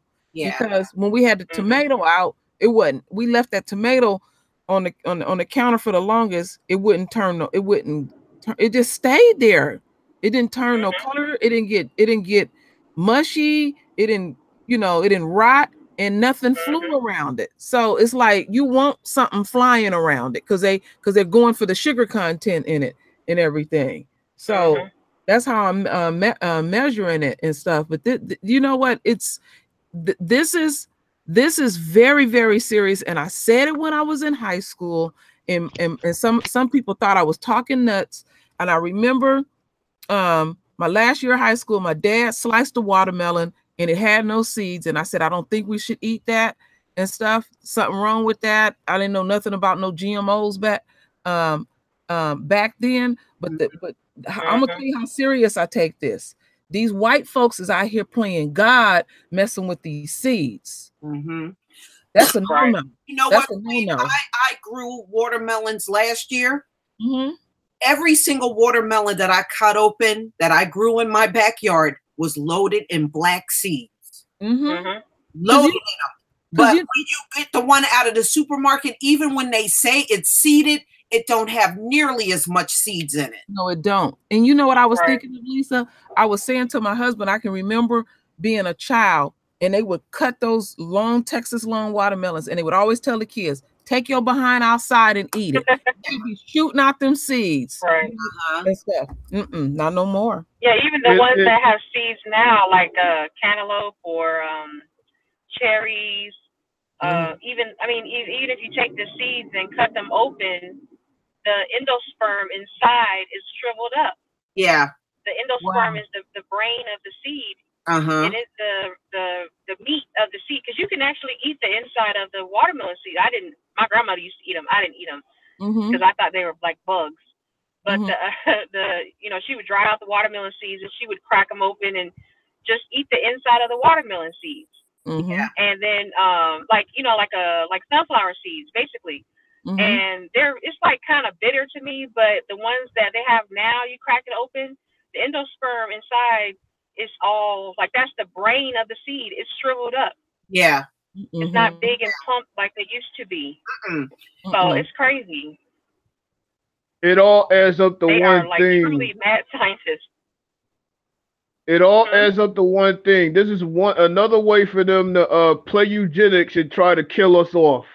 Yeah, and you know what? You're right, Katie, because I read the fruits, all the produce that's on the market today have almost 50% less nutritional value than it did even like 4 or 5 decades ago. You know, they're not putting the minerals back in the soil. That's why we take a mega mineral, you know? Yeah, I mean, this is just everything they do is so stupid because, you know, like what Lisa just said, the food back in the day was more nutritional, had a higher nutritional value. So then all of your ailments, they're significantly reduced. And when you see a sick person, usually it was an older person that was sick, you know, for whatever reason. But it's so messed up because they always talking about overpopulation and they're always talking, but they're dying like I don't know what, which is, you know, great. But they're always talking about food shortages. Well, we have to eat more food because, like, in each piece of fruit, if there's less nutrition in each piece, you have to eat more of it. Yeah, exactly. You know, in order to get the nutrition you would get from one piece back in the day. And then the other thing, Nicole, now look at what we're seeing with these children. They're very obese because when I was in grade school, it would only be like that one or two kid that were fat. Now, shoot, everybody done blew up. Uh-huh. And I remember when I was in school, it was always mostly white kids. It would be like one white girl that was fat, one white boy that was fat. But the black children pretty much were fit. It's that damn food. It's the fast food. It's the same thing. That is no nutrition, so our bodies need that, but our bodies detect that we don't have it, so we keep wanting to eat food, but we're not really getting filled up with what we need. So we're just putting on pounds. Being obese is like that's like starvation. But you know what? It's how you raise your children up. My children, they could not have none of those sugar cereals at all. At all. I would not let them have it. And you can shape and form them the way that you want to shape and form them, and they'll eat all that stuff. And one thing that I would do, because I did it mainly with my youngest son because I had more time, I would take him once a week to the farmer's market. And to this day now, he just goes on his own and go get his own fruits and vegetables and make his smoothies and teach him that and stuff. But I didn't take them to them fast food places. And one time I let them have a box of that old garbage cereal, and they still talk about it to this day. They said it was too sweet. They couldn't take it. They was like, oh, this is nasty. This is really nasty. So it's really the parents that's being lazy in this quick food. You're poisoning your children. You having little girls having a menstrual cycles way too damn young. You got boys. Cousin had one at 8. Wow. This is cycle at 8. That's crazy. I remember you said that. Yeah. Yeah, and you got boys, having with breasts and all this stuff. And then the other thing is sleep apnea. You having a lot of children with that because the parents are being, because I'll sit there and just look in the store. You'll see some obese children. Their parents are obese and they just ignorant. They just want to eat what the hell they want to eat. I'm telling you, it's not a good thing. No, it isn't. And even it all links together because it's all based on, for them, it's all the bottom line. It's all money. It's cash. They always say, which, they lie about, oh, we're all about justice and fairness. Okay, pay these black farmers their money then. Yeah, right. They can't do that for a bigger reason, I think, because paying them their money, I just thought about it a few minutes ago, that's a sign of reparations. Because they would never stop paying those farmers. You're right about that. The health problems, the soil problems, the exposure to different gases, all that. This stuff been going on for years. They always just keep them in a state of confusion. People give up. People they bank on that. They lose in their farms. Just people have to. You get put in a situation where you're having to survive, and they'll slow drag everything. They know what they're doing. They know exactly what they're doing. They've been going through this case since I was in kindergarten. Wow. Basically. Yeah, and that's crazy as hell if you think about it.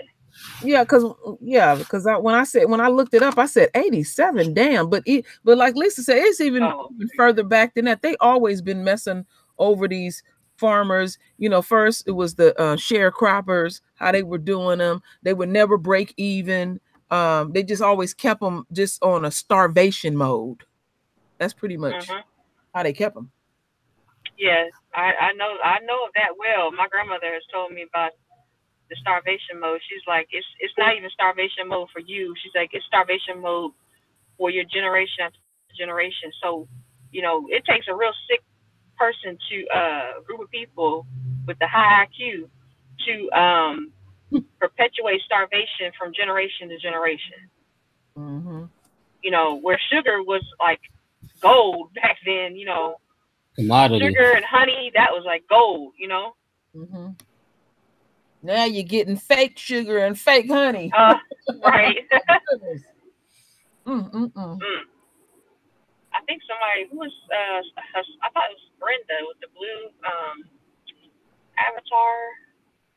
Oh, Is it? Hassani? Oh, Hassani. Okay, Yeah. okay. How you doing?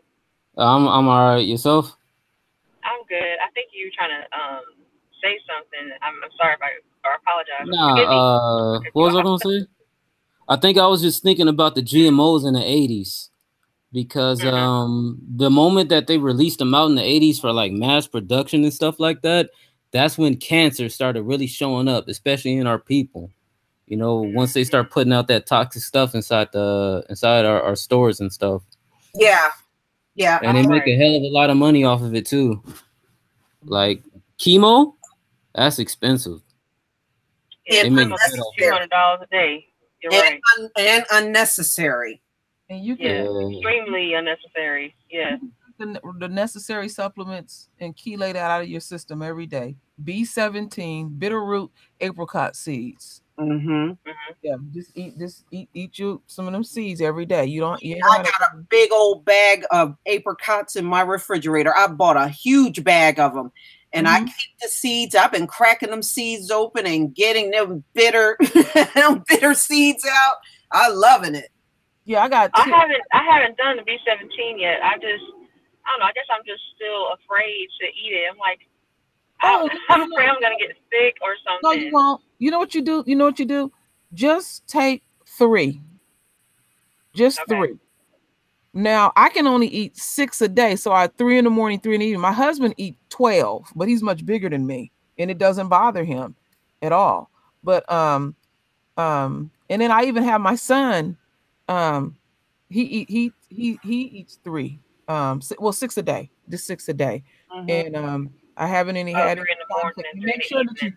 you have to chew it to a fine paste. You want to chew it up really, really good, and stuff. And you know what? You remember when we were talking about that earlier, Nicole? When I was asking you, well, how does it actually chelates out of it? And you know, I understand the chemical processes of it, but I'm still, I guess, because I have like been so indoctrinated. You know, I'm still indoctrinated in certain regards. Okay. And in that regard, especially with certain natural toxins and poisons, and you see how some of those things can be used as a toxin, like with the chemotherapy, some of it is derived from plant resin and plant toxin.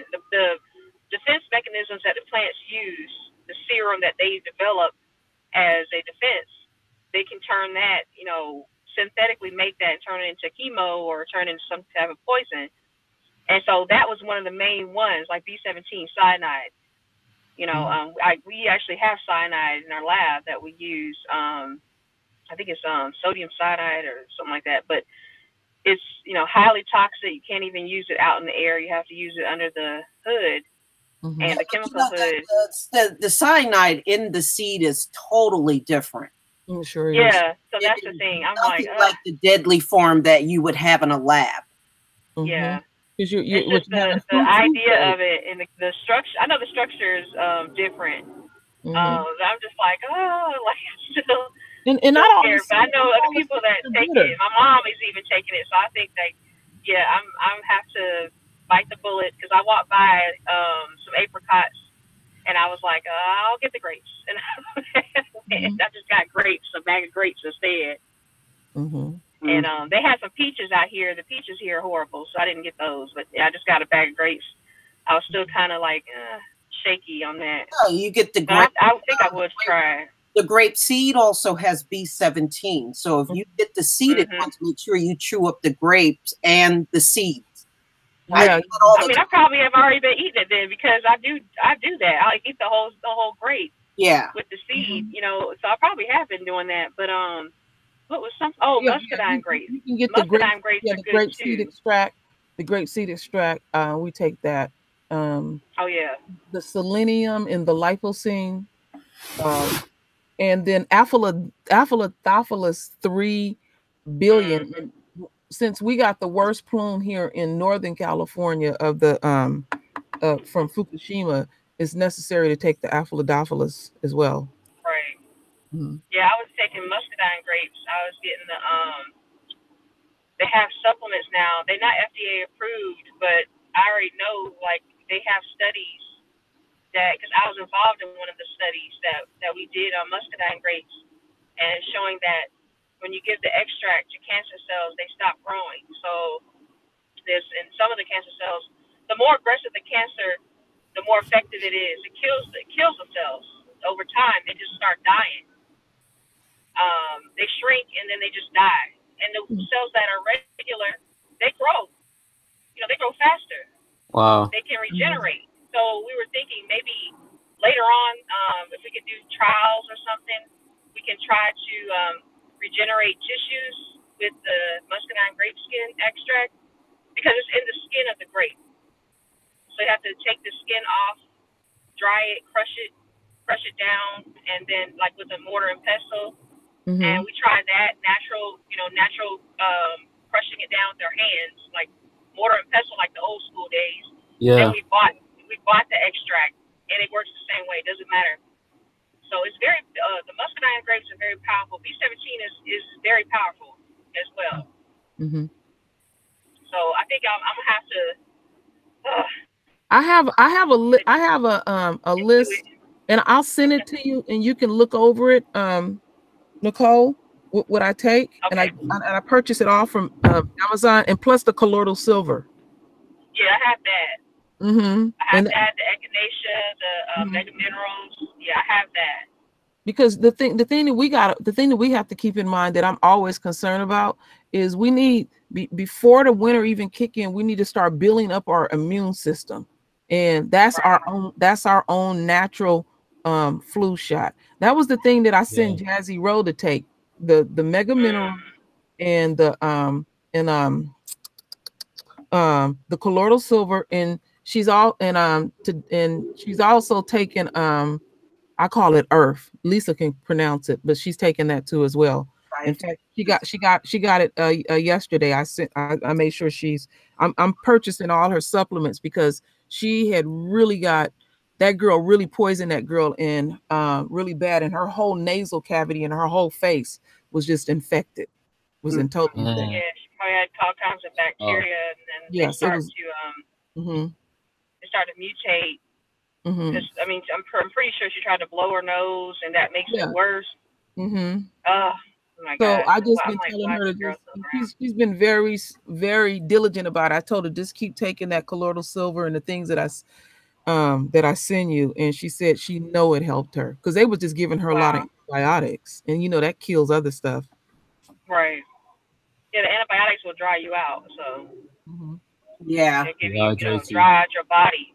Yeah. I have to stay hydrated with that stuff. All right, y'all. I got another video that I want y'all to see. This is filmed from the Advice Show. He has one. A black woman scolds white co-workers for calling the police on these black teens that were selling water. I'm gonna put myself on mute. Oh yeah, me too. Okay. So I'm gonna go ahead and play this one full screen.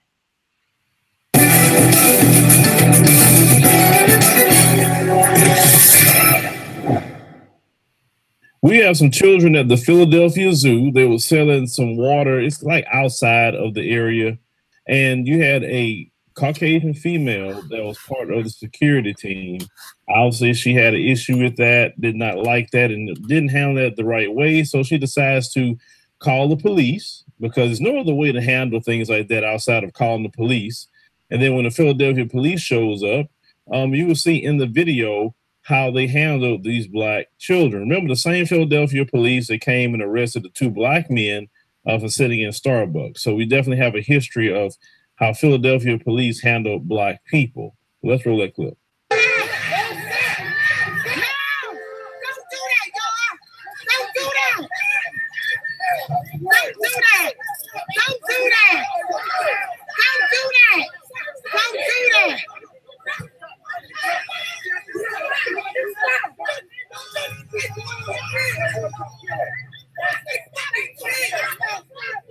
This is what you did, sir. This is what you want. No, this is what you want. This is what you want. Are you mad? Are you mad? That's what you want.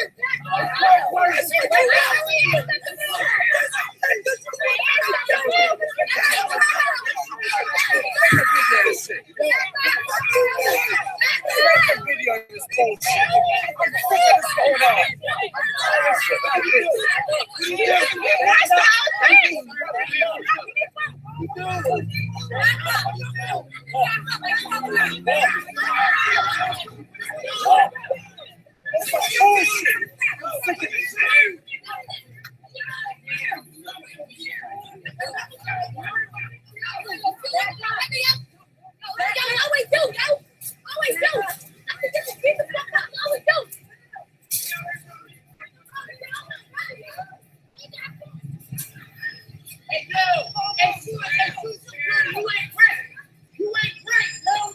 Before we get started with the commentary, I want to reach out to our supporters and viewers to help us reach our goal on our crowdfunding page where we're taking our trip to Ethiopia. Is actually a little bit more than 30 days out. We'll actually be leaving on the 14th of August. And we had about 195 people so far donate. And if you can help us reach that goal, we're about 59.5% funded. We would greatly appreciate it. Any amount will do. The link will always be in the pinned comment. What you saw in that video was totally ridiculous and totally uncalled for. Now, look at the sister. Look at how she was responding to the white woman. And she was well in her rights to do so. I saw the news clip of this as well. There's nothing but a propaganda piece to defend the actions of the white woman. That's why I wouldn't even waste your time or your energy listening to that piece of crap that they call the news report. But they claim that, oh, well, we had problems with them before. Okay, let's go with that. You had problems with them before. Where's your proof of that? Why is it they wasn't hit with trespassing charges or something? If you truly had problems with them before, why would the black woman react that way? There was constantly a problem, those particular children in particular. You know what I'm saying? You see, that don't really add up for me. Because if there was some problem kids and I worked there, and then I knew it got to that level, I would have told them kids myself, hey, y'all always come around here, y'all doing things y'all supposed to. Come on, guys.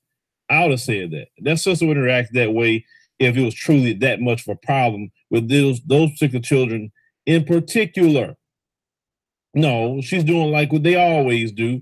Oh, they black? Let me call the police.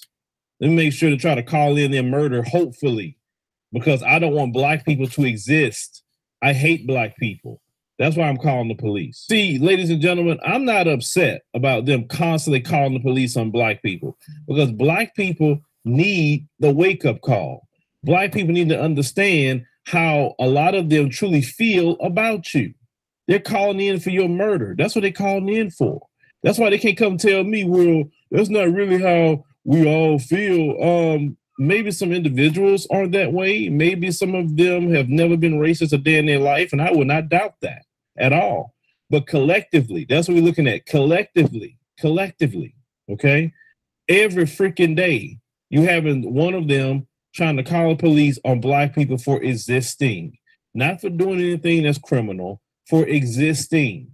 Think about this. Let's go through the list here. I want to make sure I wrote that down. Black people can't cut grass. Black people can't sell water. Black people can't barbecue. Black people can't smoke cigarettes. Black people can't swim in a swimming pool. Black people can't be in a swimming pool if they have socks. And they also can't sell water outside of any other place. That's hating you for literally existing. And black people have to wake up. You have to wake up and understand that. You have to. Like I said, I've been understood how we are looked at. I've been understood how we are treated.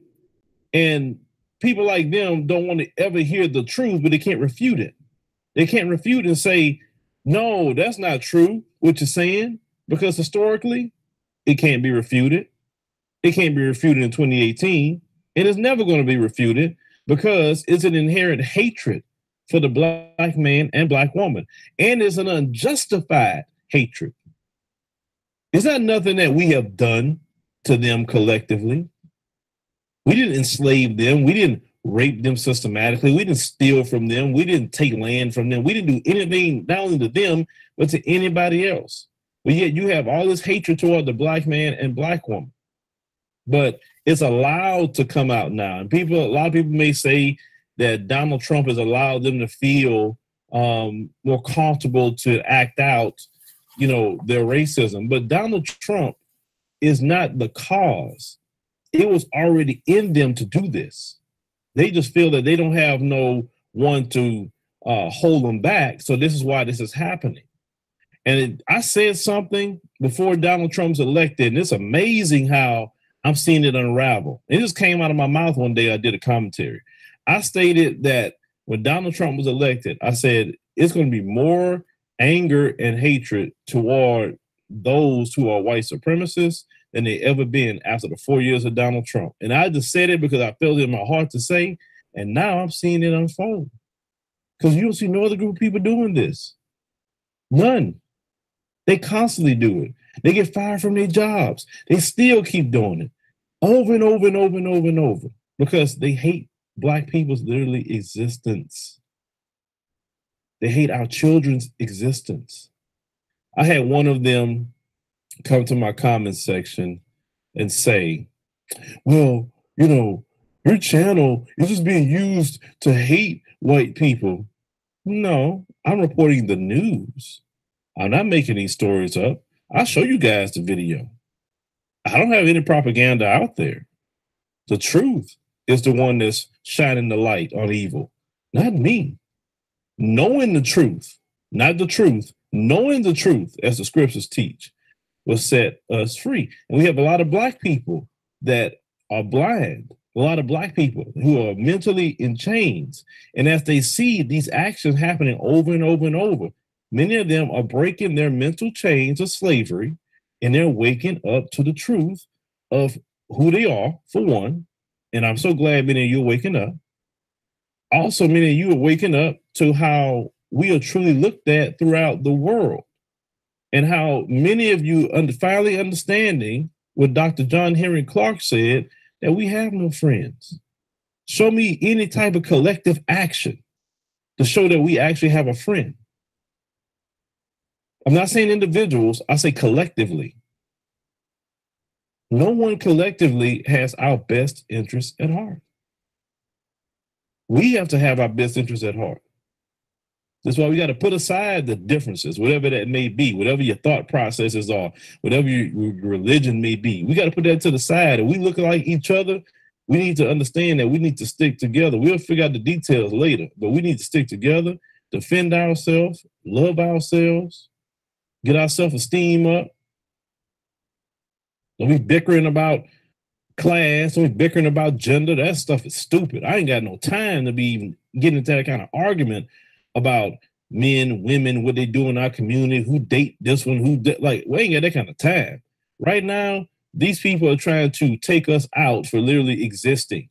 It is an emergency situation within our community.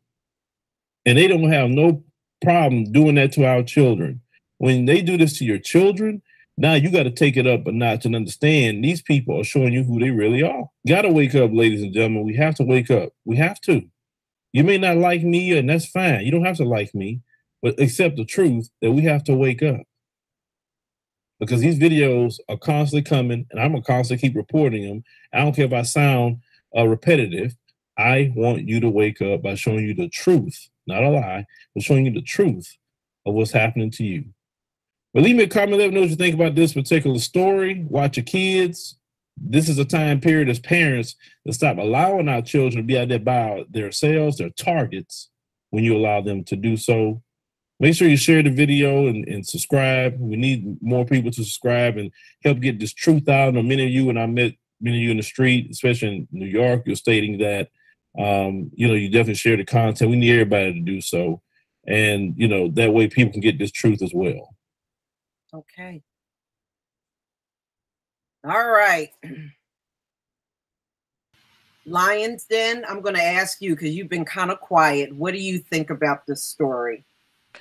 Well, Lisa, I did the story too. Okay. And see, I did recently. I started with the Philadelphia local media, and you know, I'm getting tired of the lies of that. They claiming that they arrested these young men, which we all know is bull crap. But the reason why they said they arrested these young men because they selling water without a permit. Now, common sense would tell you, right? And then they said that that basically, that they was on a football team. They were selling water to get money for, get with his own football team. And then the coach on the Philadelphia news, local news, claiming that they wasn't even on a football team. But that's a bunch of bull crap. But the reality is this, Queen, is that we're starting to see patterns now. That, when an 8-year-old girl was selling water, they called police on her. And now you see boys at a Philadelphia zoo only selling water. And then all of a sudden you see we call this lady Football Fanny. But I'm gonna keep it real with you. Believe me, that's why our sister confronted this Football Fanny, because she was wrong by calling the police on a black boy. They didn't do anything wrong. All they did was selling water. Right. So my point is, sisters, that we have to understand that there are targets against us. They've been lying against us. Even in the media, they saying that they selling water without a permit. Well, common sense would tell you, if that were true, they would have told them, listen, you can't sell water here. I will ask you to leave peacefully. Not like that. Not when police officers are arresting them and put handcuffs them like they're criminals. And sister, this is what I'm so upset about, that they're trying to hurt our kids, and they try to use propaganda to do it, and that is unacceptable. Right.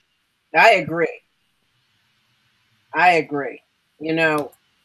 It's bad enough this is happening. It's petty. But in my opinion, nobody should be arrested for not having a permit to sell water. Why not give them a warning? I absolutely. And then if that was a problem, why can't you tell the kids before they even sell up the water, saying that we cannot allow you to sell water without getting a permit first? Right. That would have been intelligent enough to tell the kids, okay, we understand, let's do it elsewhere. But to sit here and you allow them to sell them water, and then they sell water there, and then you go ahead and call the police on them anyway for no apparent reason, because obviously they're trying to sell water to raise money for a football team. It doesn't make any sense, Queen. No, it really don't. And I think we're all getting tired of this bullshit. Like I said, it's almost like now not one day goes by without another petty phone call and cave beast in the news. Yes, ma'am. It's almost like we can't go 24 hours without another story. And it's keep happening. It just basically keep happening to the kids. I mean, it's bad enough it happens to adults, but you go after our children, that is a major problem. Yeah. Because obviously what they do is just what they do like everybody else do. It's just like one of my videos, what if it's the white kids that sell water? Like basically, what if they white kids are selling water just to basically, for a soccer team or whatnot? I bet you they didn't call police on them. Are they going to tell us that, well, we can't, I'm sorry, we cannot sell water here. I mean, we just have to go, you can go somewhere else to sell water. And the kids will understand that. Right. But since they're black kids and they know they're just trying to sell water to raise money, but you don't want them there, then you want to make a scene out of it. They do it all the time. Look, exactly. Look here. When I'm at my supermarket, you have the Girl Scouts out there selling their cookies. You can't tell me they got a permit. Exactly. A lot of them do that. Or you'll go, even when I used to go up to the mall, it used to be kids up there selling candy bars because they know a whole bunch of people were going to be walking through that door with money. It happens all the time. All the time. Oh, these people, man. Anybody else got something to say? You know what? This just goes to one thing. We need to separate. Yeah. How many times they gotta keep showing us that they don't like us at all? We gotta separate from these fools. And those who want to lay up with these fools and hug these fools, leave them behind. Yeah. Yeah, I don't even, at this point, not that I ever felt sorry for coons. I never did, but I really don't feel sorry for them. When they get caught up in a situation, that's on them. I really don't. You see what these people do. You see what their mentality is, and you still want to lay around with them? Yeah. My only concern is we have to constantly keep telling our royals to they're just going to have to really be aware of their surroundings. We have to constantly keep instilling that in them for their utter survival, because these people are vicious. Yeah. And Queen, if you really think back on all the stories, they've even called the cops on our children while they were in school. I remember stories like that. I remember do you remember a few years ago, this little black girl, I think she was about 4 or 5, had a temper tantrum at school. And they called the cops. I remember that. Little black girl. Yeah, black girl. And then they even threw her mother in the squad car, and they didn't know what to do with her. Yeah. And really and truly, at the end of the day, we need to be teaching our own children and stuff, because that's what we're gonna have to do it. These people dangerous. Our children can't even grow up, and it is what it is. So don't try, because a lot of people are trying to shield their children from how harsh this world can be. And they didn't shield it from me. They let me, my parents let me know how nasty these folks get out. So I was very aware, of them, and I have seen black kids that have been shielded, and you can just tell that they're going to just walk into a load of dynamite one day and get the biggest wake-up call in the world, and their parents are doing them an injustice, thinking, oh, I got a couple extra dollars, I'll move to the suburbs, they protected. You ain't protected in no damn suburbs. We ain't protected. These days, we ain't protected no goddamn where. So that's the thing that concerns me the most. Yeah, I had something to say about the video. I agree with a lot of what Phil said. At the same time, there's some things that I don't quite agree with, but like what he said about us separating what everybody's talking about, yeah, that's absolutely true. We can't act like, these people are out here, for our benefit, or that there's some that's good. I mean, even if there is, it's like they're not doing anything to stop the people who's constantly offending against our people. So it's like we need to, and it is a wake-up call, for our people who are just looking and sitting there like sitting ducks. They're waiting for that wake-up call that you're talking about, royal family, and they're gonna get it.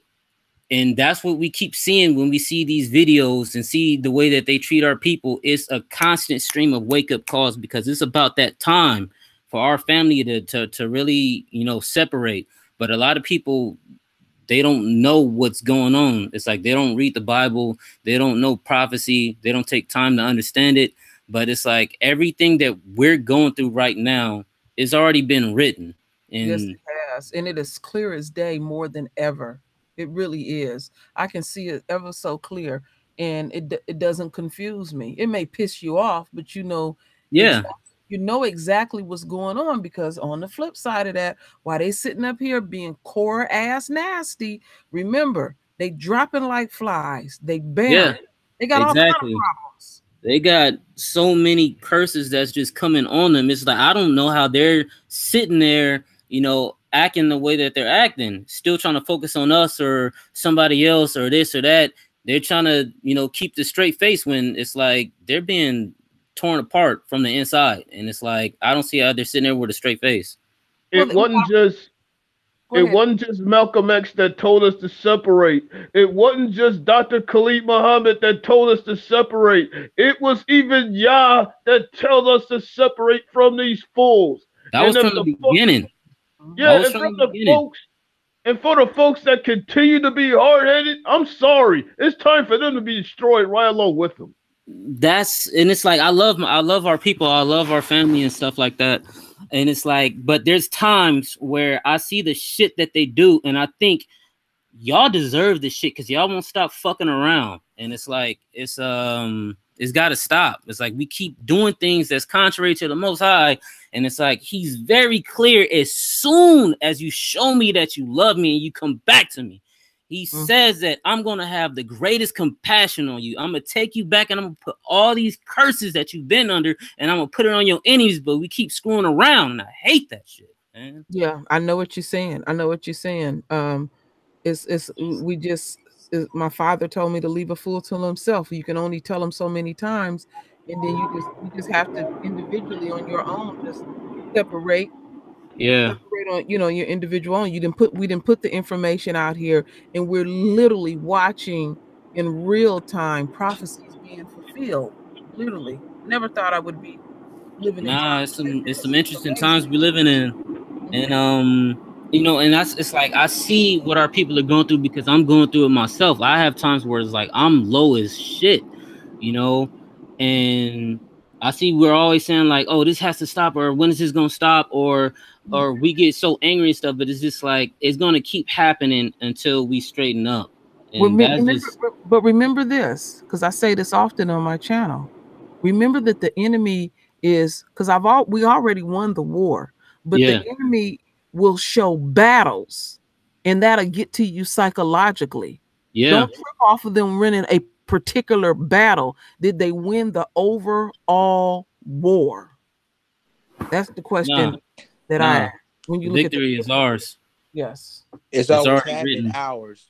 And what make it so funny about this story, ladies and gentlemen, is that, like I said, I did research on this story that they accuse these kids, these young black kids, claiming that they throwing something at them, they throwing something at people, which that's a bunch of bull crap too. And that they've been in trouble before. That's one thing I don't like about the media there, or media anywhere. They're using bad propaganda against our kids for no apparent reason. It's just like when you kill unarmed black men and women, and basically they bring up their past, their criminal past, and that's why I ask, keeping time and time again, what does this have to do with what happened that day, or what happened when that person got killed? All that stuff didn't have anything to do with that. It's just sickening. Lions Den, I was reading a bunch of comments the other day about that situation where the black family had went to Subway and that white woman called on them and stuff. And I was reading the comments, and it was mainly white people in there, and they all was saying the same thing. Well, they stole the soda. They were stealing soda out of the fountain. Right. And I'm like, they look for any fucking thing. Anything. And they supposed to be on the higher moral ground, like they don't do shit. These bastards have stole a whole country. Just looking for anything. It's just ridiculous. Did we lose Lynn? Yeah, because if you think about what Keith Newsom says, sometimes when he's talking about them, I'm like, they're on the reptilian type of mindset. And the issue that we have is that we are all divided mentally. They stay on the same mindset like a pack of wolves, And when you're dealing with wolves or even like a group of reptiles, they all move as one. If you ever saw a group of snakes going to attack or going to try to mate with one female, all the male snakes, they all move as one. They all know only one of them is gonna get the female, but they all move like as one serpent at one time for one goal, and that's how they move. They're very reptilian, very what is it like? Their primal instincts are on high right now. I'm back, y'all. I got kicked out. That's what I thought. I was like, what? How that happened? I don't. What? Oh, hey, Aaron. I'm back in though. What's up, Aaron? What's going on, family? How y'all doing? Hey, Lisa. How you doing, Aaron? Lisa, how you doing? I see you got my twin brother KD84 in here. That's my twin brother. Y'all know that, right? Yeah. Nicole was trying to finish telling us something. Yeah, go ahead, Nicole. I'm saying like they're using their primal instincts right now, and you have to like think ahead, like think a few steps ahead to protect yourself. I know Information Man was talking about you have to be on the offensive. They do not respect anything that's nice and docile. They don't respect that. The dog at home, when he acts up and I'm like, come on now, cut it out. He's still gonna act at me. Now, whoever's on here who likes PETA or whatever, or who got problems with people slapping the shit out of a dog, okay, yeah, you I guess just cover your ears or something. But I slap the shit out of him from time to time when he acts like he a fool, and he done lost his mind because he forget who the master is. That's how I see them and us. Yes, that's because right. they are beneath us. They're recessive to us. They the dog or the coyote trying to get in your yard, trying to jump the fence to get in your yard. That's who they are. The coyotes out here, they don't go nowhere unless you shoot at them. You have to show more aggressive, more dominance against them. I'm not saying go out here and shoot them. Obviously, it's a metaphor. But when they get the shit slapped out of them, when Reginald Denny happened, they were like, oh, wait a minute. These niggas is crazy. Wait, hold on. Let's regroup. Wait. And they went back and they regrouped and they changed a lot of their LAPD strategies. And that was after the beating of Rodney King and then the riots and then Reginald Denny and everything else. There's mostly white people out here getting that work. Yeah, they had to change their strategy up. Yeah, they sure did. They sure did. And with the kids at the zoo, I'm like, they look for groups of us with no protection. I was riding today and I saw two black dudes, young dudes, kind of moist, with pants hanging off their ass, dancing like Beyonce, bouncing their ass in the street. Disgusting. No protection, not ready for war, not ready for nothing. Cop across the street looking at them. He could have shot both of them and drove off. Yeah. And I'm like, look at this. Like, really? You're not ready. You know, a lot of us ain't going to make it, but the ones of us who are on code and got it together, we have to, like Lisa has been saying, and Sherelle has been saying, and even Brother Ayapo as well, strategizing. Like, you have to show that you are protected, that you're ready. Yeah. Yeah, we won the war, but these little battles tend to break people's faith, I think. Yeah. It breaks people's faith. Because it's things can be so hard and it can weigh so bad on your mind. You can start to think things like, oh, we not gonna make it, or the Most High is not real, or he's not coming back for his people, and it's just a test, you know. And we got to be ready for those tests. We have to pass those tests. Right. It wouldn't hurt. Said. I was gonna say it wouldn't hurt to have some hogweed too. All right. Oh Lord. And back to what did you have something to say, Lisa? No, go ahead. Oh, yeah, back to what you were saying, Nicole. I saw this video on Black Junction TV earlier today. It was this crazy white guy talking all kind of shit, niggers and bitches to one of our sisters, one of our women, and he tried to take a swipe at her with some kind of weapon. And so one of our brothers was there, so he loped up on him and told him, like, you get your ass out of here. Like, don't do that shit before I put the screws to you. Like, get out of here. So he didn't do nothing to him. He just sat there talking shit. He didn't try to hit him. Yeah, you have to the first thing they do is look around for an ally. Yeah. Yeah, and that's exactly what he did. He started trying to yap at the security guard, like, tell him to go away from here. You know, it's just like it's like we need to step up against them. It's like, yeah, see, they know how to deputize each other really quickly. It's like they're on a law of osmosis. They don't even. Well, sometimes they don't even have to say anything. They just look at each other and they know, okay, get the nigga. All right, got you. Nicole, a lot of them, they feel like they can make a citizen arrest. They feel they have that type of attitude. The neighborhood that I live in, there's this white woman. Oh, she toe up looking, and her drunk ass boyfriend, and they got busted by my son. They was walking up and down the street late at night with a flashlight, going through people's trash cans. And I even very common in California too. Yeah, ain't it? And then another thing, I caught the bitch one day. I stepped outside. This when we first moved to the neighborhood. Stepped outside. She's taking pictures of our license plates. I said, oh, okay, let me go in here and get this pit bull that lives in this house with me. Let me go get Mr. Santana. He asked her, what the fuck is you doing? And she was questioning all the vehicles that we have. And none of your business. No, he didn't say. He ran her ass up and down the street. So she gonna take pictures of all our license plates. I'm telling you, they got an audacity. I see this? In the neighborhood when we first moved in this neighborhood. And this white woman has declared herself the mayor of the neighborhood. Mm-hmm. Yeah, but we gotta tighten up real good. We gotta tighten up real good. You know what? Someone should declare. Someone need to declare our foot the mayor of their ass because they're gonna keep getting off in enough of our business. That's what someone needs to do. They do that, and you know what? To be honest with you, when I moved a few times, I don't like them approaching me. I would prefer them just to see me as a neighbor, but just keep your distance. You know, I never find any of their conversations to be constructive. No, not at all. Just keep your ass away. Yeah, they talk about some of the most boring shit I think I done heard.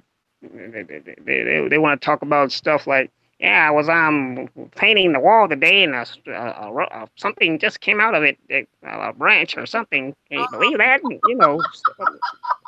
Yeah, that I was bringing the trash cans in, and the guy, a white guy in the neighborhood, he's because I'm just like, I don't deal with y'all white folks like that. I guess he kind of feels that energy, but he gonna walk across the street, his old ass, with dang socks up to his knees and some shorts on, and he had like a wife beater on. This old man. And he was like, hey, good morning. I'm like, oh, shit. I'm getting the trash cans and pulling them back in. And I was like, yeah, hey, yeah, whatever. Like, you know. And I thought, now, you would think he having this conversation with me. You would think this dude would be like, you need help with the trash cans. That's the first thing a black dude would say. Yeah. You know, would ask our black neighbors down the street if they saw me. He'd be like, you need help? That's the first thing he would say. Good morning. Do you need help? This dude is trying to talk to me. I said, look, I ain't got time. I'm busy right now. All right? Yeah. And then he's like, hey, you have an accent. Where are you from? You know, I got to go. I'll holler at you later or something. I don't know. Like, I just, ugh. Nicole, when I was living he smelled like mustard. Who smells like freaking mustard and bologna at 7 in the morning? Oh, that's nasty. You know what? Another thing they do that I noticed when I was living in the Haight-Ashbury, they were famous for putting notes on my car. And my first husband's family owned some property in the Haight, and I was on my rage stage back then. That's when I had my hair cut in a mohawk. I used to cuss them white people out. I chased a white man up the street with a hammer one day in front of my mother-in-law. I can be a problem. I was tired of them because I wish I could have been a fly on the wall to see that, True Royal. I had done that. I one day I had parked my car in the driveway, taking groceries out. That's when I just had 2 children, and this homeless, bomby ass white boy, because you still got a lot of that shit in the Haight-Ashbury where they want to live what the 70s was, and they wasn't even around then. And he said to me, barefooted and nasty, what are you parked on the sidewalk for? I said, you motherfucker. And I got the hammer. Because I keep a hammer, I always keep a hammer in my car. And I started chasing him up the hill. When I turned back around, my mother-in-law and took my girls in the house. She said, Kim done lost her mind. I got tired of them. They was always putting notes on the car. They was always messing with me. And the few black people that lived in the neighborhood, they act like they were scared. No, I go toe to toe with them. Toe to toe with them. They left me alone. They thought I was crazy. I was tired of them. They sneaky. They just sneaky. Yeah, they are. Always putting They'll notes. put razors on your car too. Mm-hmm. They'll put razors on your car as well. If you know, because a lot of streets out here, there's no assigned parking, but these motherfuckers think they own the street. Yes, they do. You park under the tree they like, and you park there. You got there first, and you park parallel park. They put a race on your car. It's crazy. You know what? They want to invite you to the community meeting. The gated community that we lived in, my husband had one of his trucks parked on the street. They didn't like it parked there, and so the gay couple, which was these old white guys, called on him. My husband was so pissed. He took a whole bunch of toothpicks and stuffed it all into their because they had an old car where you had to still stick the key in there and unlock it, and he stuffed it all in all of their locks. And the next morning the locksmith was out there doing having to fix their locks and stuff. He fucked their stuff up. He said the next time they do something, I'm flattening the tires. They left him alone because I think they kind of felt like maybe he did it, but they wasn't sure. He was that pissed with them. He said, yeah, I'm gonna fix their ass. I'm gonna do something. I'm like, uh-oh, here's about to hit the wall. Yeah. Then somebody calls the police on someone because he smelled the barbecue coming from their house. I mean, hell, we ought to call them for smelling like somebody should call on them for smelling like a mixture of shit and chitlins and stuff like that. That dude smelled like straight bologna and mustard. I was like, what the hell is this? It's too early to be funky, man. What the hell? Like, come on. Oh, and I hate the ones that like to invade your space. They want to be almost on top of you when they talk to you. Oh, I can't stand them. Yeah, I know what you mean, Lisa. Now, when I was younger, I used to kind of put up with it. Now, I'll tell them, look, you're going to have to back the hell up. Yeah. Roll up in my feet. Yeah, Nicole, they do. Yeah, Nicole, they do smell like bologna and mustard. I mean, they're the reason I don't even eat bologna and mustard no more. Bologna and mustard is actually 7 in the morning. It was like, come on, dog, like, take a bath. bologna and mustard. That's too nice. I'm more like shit and chitlins. That's what I'm thinking. They walk around with the most horrible breath. You gotta keep you some mint, some chewing gum. That's very foul. I mean, it'd be so foul you can smell it coming out their nose. Yeah, like they know that shit. They know that shit smell bad.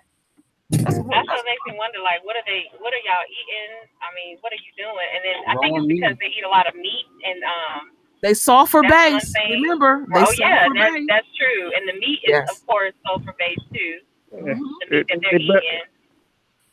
Yeah, their breath smell like a stack of granddaddies. Yes. Yeah, this more dude like was somebody just died. crazy. I'm like, what's wrong with this guy? With the dog. And then the worst part about the thing with the dog, I know it ain't his fault, but he's white. Oh Lord. So I'm like, little white boy, get away from me.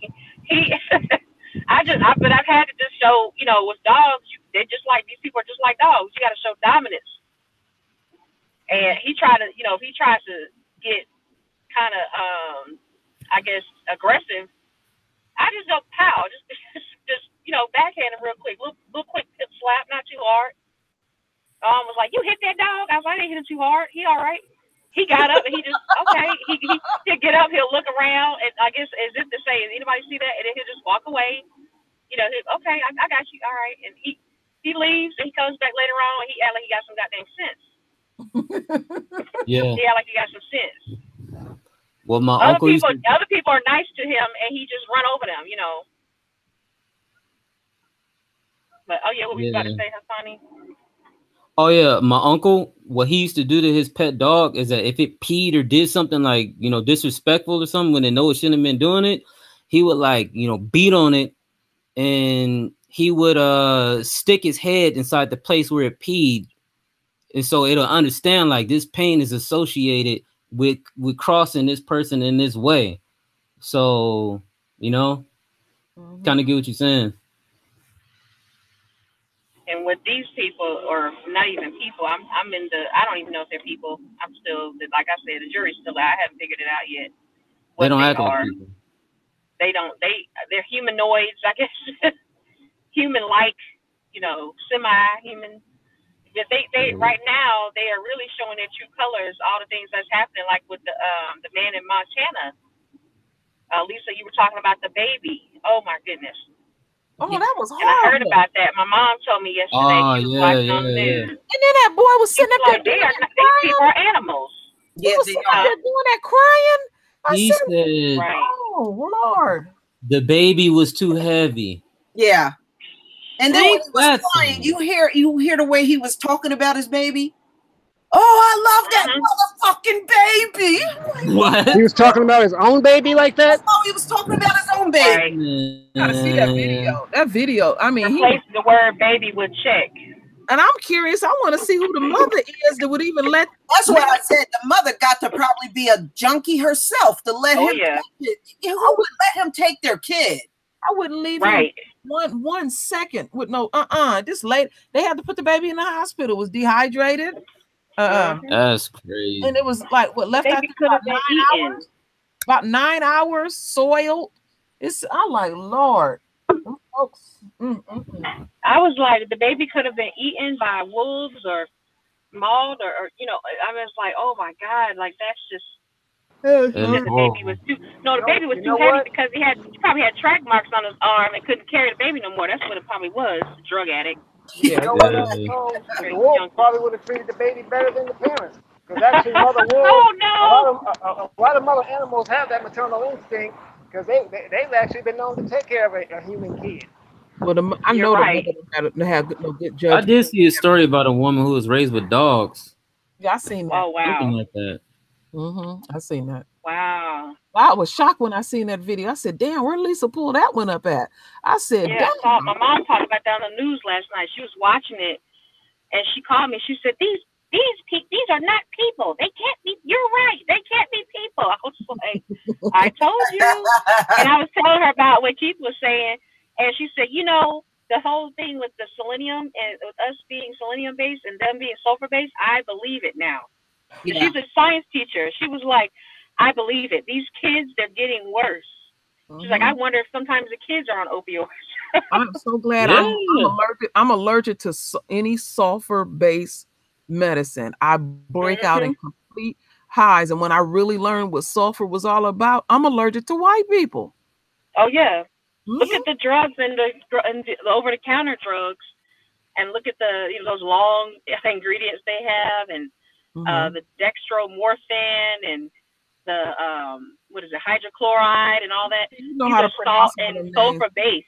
We need you to just have a hangout with all them long scientific names and tell us what that is, because we don't know what It's kind of like that the movie, The chemical Sixth Sense. compounds and all that. A lot of them are aromatic, pyrene based compounds, and these are sulfur based. They make the drugs, and this is another reason why when Lisa talks about, when you talk about opioids, this is why a lot of the times they overprescribe them, because they think they're helping themselves by overprescribing, but they're killing each other. They are killing each other.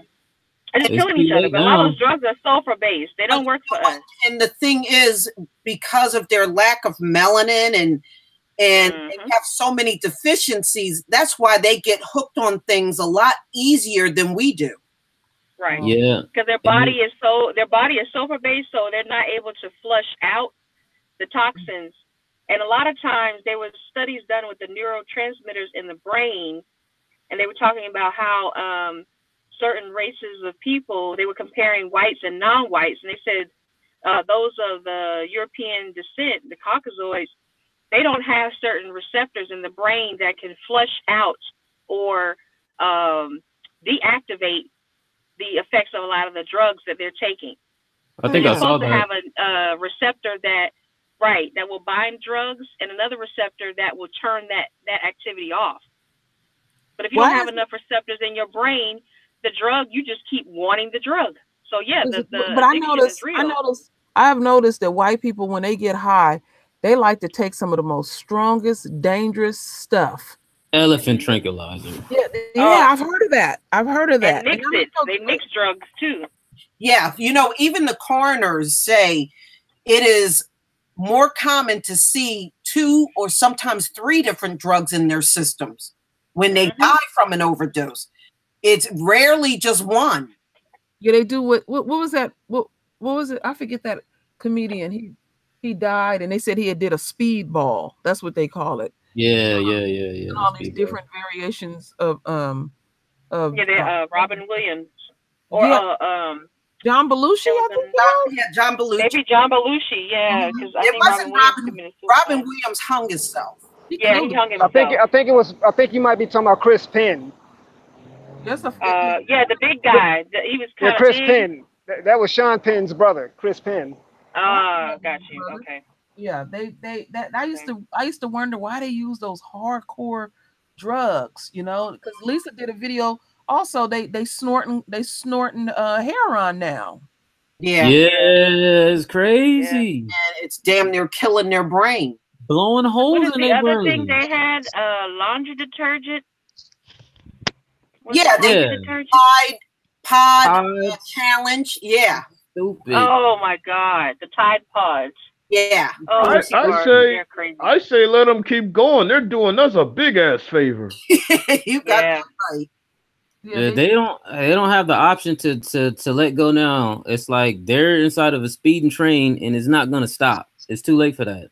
They always want to do the most outlandish, the most outrageous crap. And you know, it's like when I grew up in the Haight-Ashbury in the early 70s, and I would see those white people all acid out, taking all of that LSD and stuff like that. And you know, some of them never come back. They never come back. They didn't hit that stuff in the 70s and they stuck. Yeah. They stuck right there and stuff. They, you know, they didn't took too much or whatever they didn't did. I actually worked with somebody like that. Yeah. They he used to talk real slow. Yeah, that's how they talk. Something was wrong with them, but they said he had got a hold of some drugs and something went wrong and he was never right. Yeah. But that stuff was spooky. She said it was putting holes in their brain and they're having early dementia. Yeah. And all of this. And they're 12 to 19-year-old. That's crazy. They're already showing signs of dementia from doing that shit. That's insane. You know what I really think?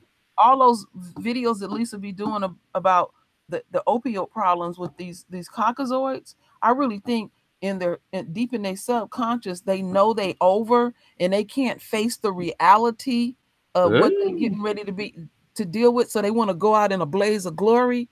You know, they always want us to deal with reality. You know, Black folks got to deal with reality. But that very thing that they're demanding of us, they cannot deal with it. My father always told me, he said, the very thing that the enemy project on you, you project it back on them, and watch how quick they'll run away from it and stuff. You know, they all about these rules and regulations and what you're supposed. They don't follow none of that shit. Yeah.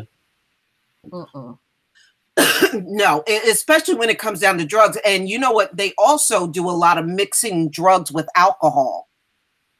Wow. That's something they've always done. Yeah, I've been watching like a few videos. If you just like, I don't know how to find them and stuff like that, but I see like a lot of videos of white people, you know, just making videos, just saying like how much they know that they're screwed, you know, for the shit that they've done and how they just so immoral. It's like they know that it's over, and they'll say it too. Yeah, matter of fact, it's this one guy in particular name. I think his name is Dixon White. Yes. Yeah. You should subscribe to him. He be telling the truth. He was on Phil's show, and Phil interviewed him, and he was telling them, he was saying stuff like, "White folks, we didn't fucked up," something. Something to that matter. He was saying, he know what time it is. The thing is, every now and then, you'll come across the ones that will tell the truth. Yeah. Oh, that guy. I noticed that he never tries to give them the ones I saw of him. He's like, yeah, we messed up. We gotta accept it. Yeah. You know, and he never really gives them a solution either. Yeah, because you can't. How do you reverse it? There is no solution. You can't reverse what they're all into now. You're not going to reverse none of this drug addiction, because see, they've let this thing spiral out of control. There's millions of them on these drugs now. because they tried to keep this stuff silent for almost 2 decades. And look at how they giving in. You put up that article the other day. Now they don't want to do any testing on the marijuana. You know, Wow. and then I think it was last year she was talking about it, and it shows you how they caving into their whims. Oh, we're gonna have these safe houses or these places where they can go and Making use their excuses. drugs. No, they can use their drugs. They Yeah. where they can go get higher, and they have it. They already doing it in San Francisco, because San Francisco is always the first to do that stuff. I mean, San Francisco is Solomon and Gomorrah. I'm telling y'all, it's some outlandish stuff to be happening out here in the Bay. I heard that about Atlanta too. Oh, it is. Atlanta is so bad, and the gays are very open there. Man. Very open. My son and I had to take a trip into Atlanta for job training. So we decided to drive, just for the sightseeing and everything. And when we got into Atlanta, I was probably maybe like a block or two away from the hotel I was staying in. A man in high heels went walking right across the street in front of the car. Man. When I got to Atlanta. Oh, I was like, did I just see that shit? My son was I cracking don't understand it. Like, did we just see this shit? it's crazy. It's really retarded. Like, You'll see that, and you'll see that same man pushing a baby stroller. Pushing a baby in a stroller. You'd be like, what? With a dress on nowadays, because they got the transgenders and all that. You see that all the time up here, and that ain't nothing new. Out here too, especially at the beach. It don't even phase me. I mean, When you see a man in a when you see a man in a one-piece bathing suit.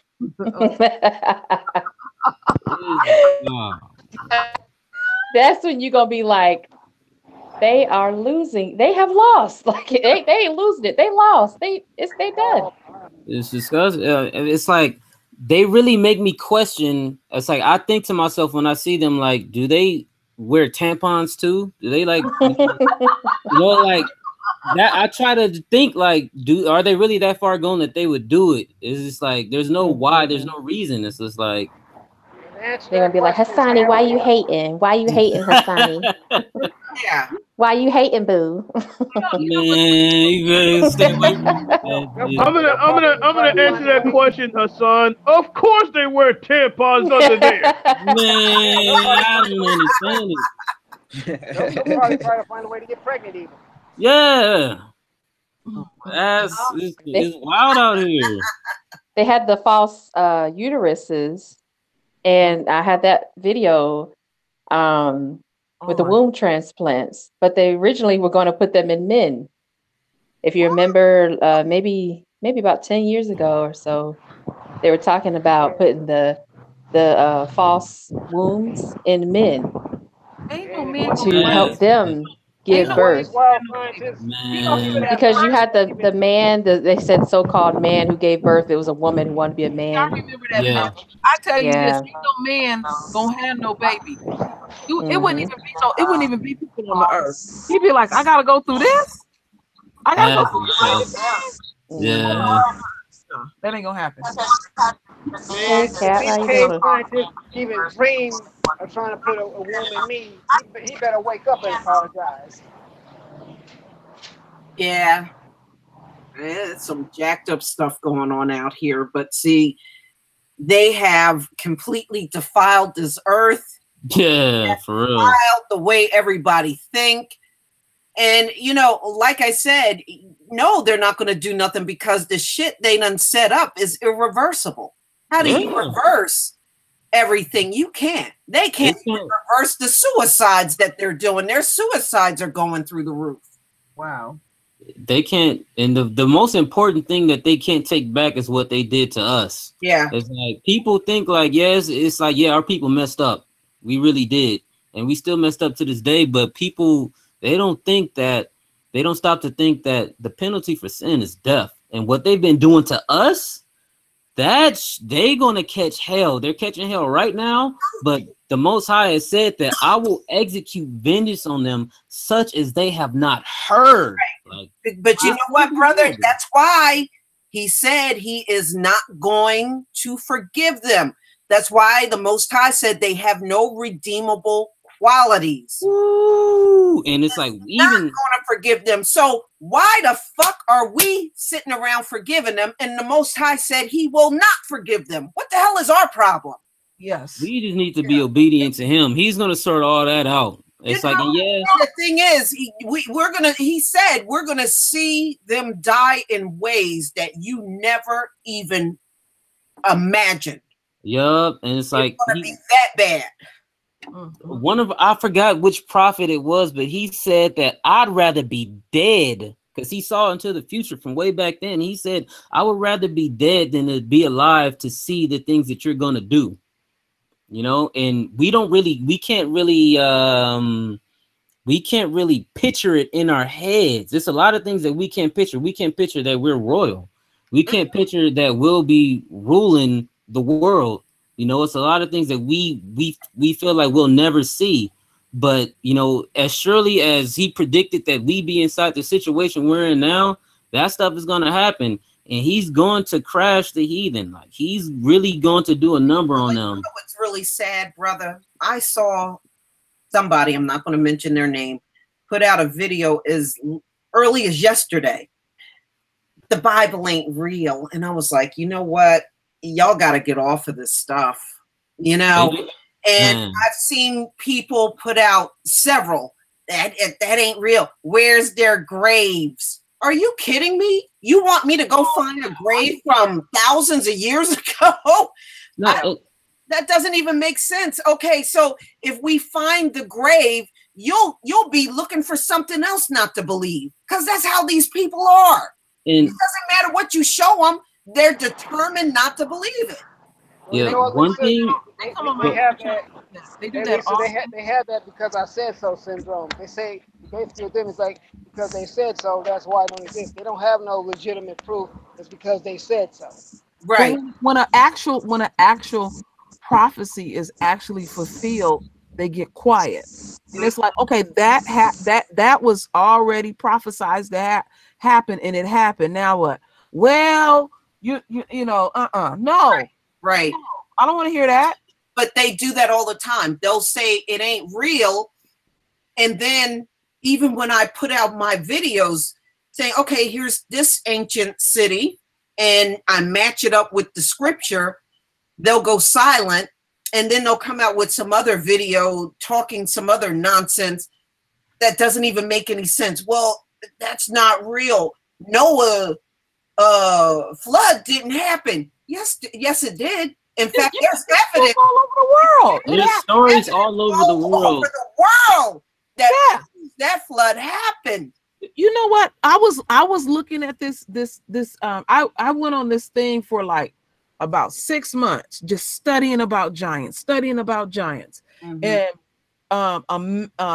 a mountain had started to erode, and a part of it fell off, and there was a giant in the fetal position, and you can tell that they had died a horrible death and they had drowned. You could literally see the expression on the skeleton's face, and they showed some more of them, and you could see where they were just screaming.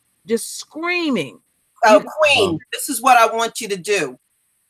Go out, all of you can do this. Go out and Google oysters on top of the mountains. And it's going to show you giant clam and oyster shells on top of mountaintops. Okay, I'm gonna check it out. Okay, check it out. You just type in giant clams on mountaintop. Okay. It's going to show you pictures of these giant clam shells way on top of mountains. Mountaintops. Look those up. It's actual footage, actual pictures of it. Damn, I got them in Mount Everest. Look at the giant clams that are up there on top. Oh. Did you ever see this before? Wow. Isn't that crazy? There is no way. The only way they would have gotten up there is a flood. All that stuff about in the Bible. Under the ocean.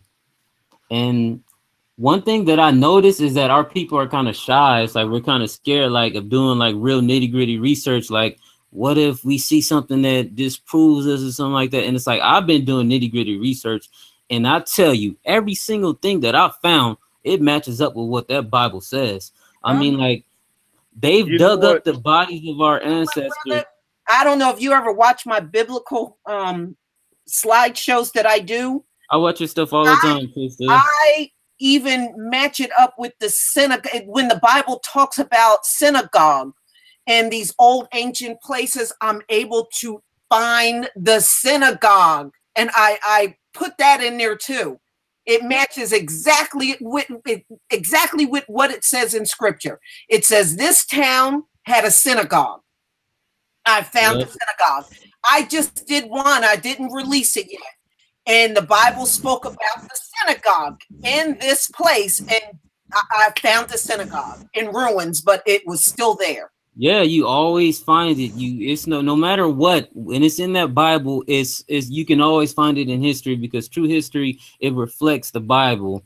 Like, for instance, I was researching all the people who did a sin at the destruction of Jerusalem, and I was studying Syria, and then it was another nation that came up. That was I think it was, I forgot which nation it was. So I have to get it. But basically, it was this white guy saying that, okay, there's no records of this civilization ever existing, so the Bible must not be true because it talks about it. But what it says in the Bible, the Most High said, I'm going to wipe that nation out so completely there won't be no kind of remembrance of it. That's right. So why would it be there for you to see? Yeah. So their logic, the logic of the heathen is, I don't see it, so it must not be there, or it must not have ever existed. Know that, right? But you know what, y'all? The next time they tell you that flood did not happen, show them clamshells on top of the mountain. I'm looking at them right now. And let the person denying it explain it. These clams are. And then, like, okay, so a lot of people say that you're not Israel, you're not from Israel. Check this out. Okay, our DNA haplogroup, this is DNA now. Our DNA haplogroup is E1B1A. You know, we're scattered all over the world, and I can bring up all the scriptures and all the places that the Bible said we'd end up scattered. That's where our DNA is. But our father's DNA, our parent DNA haplogroup is E1B1. That's right. It is literally found in Israel. Yes, it is. Syria. In the Middle East. Oh, brother, you know what? You seem to have a lot of knowledge. Did you ever look at the homes in Israel that they renovated from when our ancestors lived there? They took a lot of the homes that were already there that belonged to our forefathers, and they renovated them.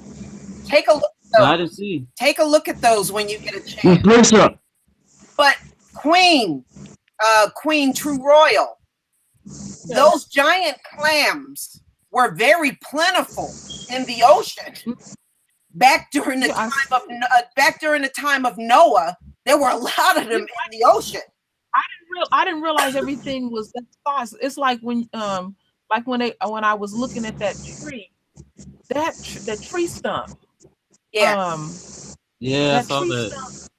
I think the circumference. Sister Lisa, can I ask you a question, please? Hello to the panel and everybody in chat room. Hey. Okay.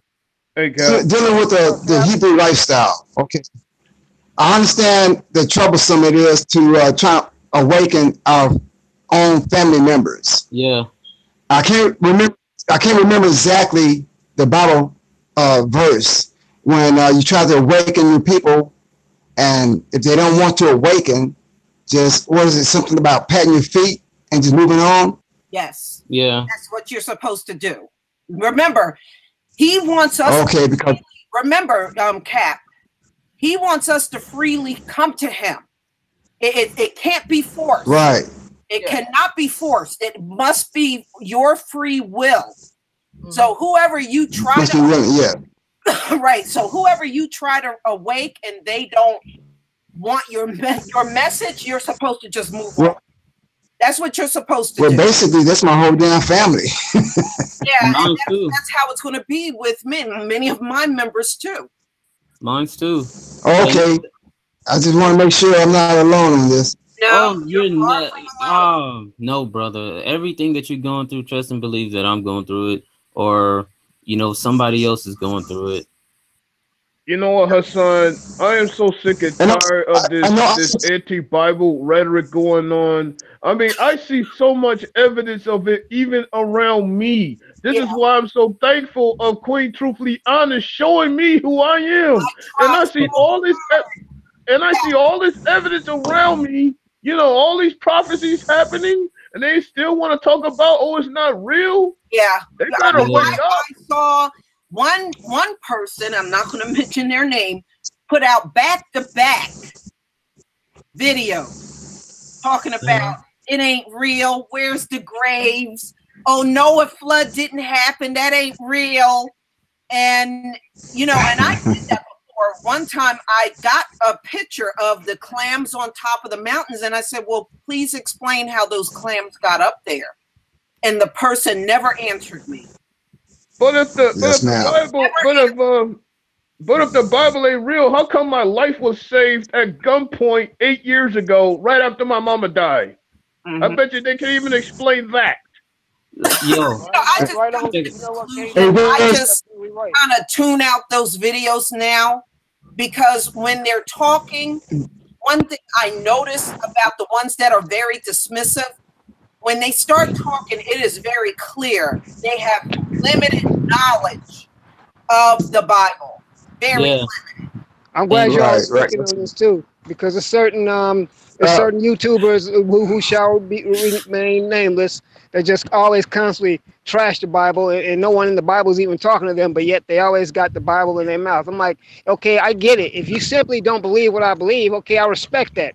But don't trash me and constantly keep butchering me because I do believe it. I mean, that's one thing that pisses me off. That's going to happen to us. Right, or you try to make people feel like because you believe there's something wrong with you. That's where I draw the line. When people start mocking us and ridicule us, are stupid. And I hear, and I've done the research. That ain't real. Well, I don't know what kind of goddamn research you did, but your research sounds like it's lacking. Yeah, I always come up with something. I can always find what they claim ain't there. So I don't even listen. I don't even let it bother me. I stay true to thyself. I don't care what anybody say. I don't try to convince or anything. I know what I have experienced, and you have to seek on your own. And one thing that my father always taught me is that when somebody get a little bit of knowledge, they get radical with it. They really do. So it's just, don't even waste your time. Just stay on your path. And family, there's something I wanted to share. It may be a little bit off topic, but ever since I came into the Hebrew lifestyle, I read in the Bible how the line is a strength. And so I started using that whenever I'm out in public. We come across these Beckers and Chad to deputize themselves. I started studying a cat. Anything that's a house cat, a lion, a tiger, a leopard, whatever. Just study them. And when they come to you, just give them that stare. But what helps me is, as a veteran, I can give them a 1,000-yard stare too. Like, look through them. But stay quiet. And that would make the wheels in their brain start turning. Because it saved me a whole lot of time. But at the same time, I have to train myself to have my phone ready to record this. While I'm staying quiet, I'm keeping that stare at them. Because they're very intimidated, even at our voice. Yeah. Especially black men. And at a black woman's passion. They hate our voices. They hate, they hate us raising up our voices about the right things. It's like it's not about. I don't think about raising our voices. It's just talking about just using your natural volume. your internal volume. That's what I mean. No, it's nothing wrong with raising your voice. That's why the verse in there says, raise your voice like a trumpet. Right. Raise your voice. That's not But see, we don't have to raise our voice with them. All we do is just talk natural, and they think we're yelling. I'm like, bitch, I ain't yelling. If you ain't yelling, I'll put your goddamn eardrums out. Yeah, but you know what? Sooner or later, we are going to have to shut off the naysayers. Remember, we are supposed to be around those that believe, and the ones that keep insisting this ain't real and that it is not real. We're going to have to eventually do a separation from those folks as well.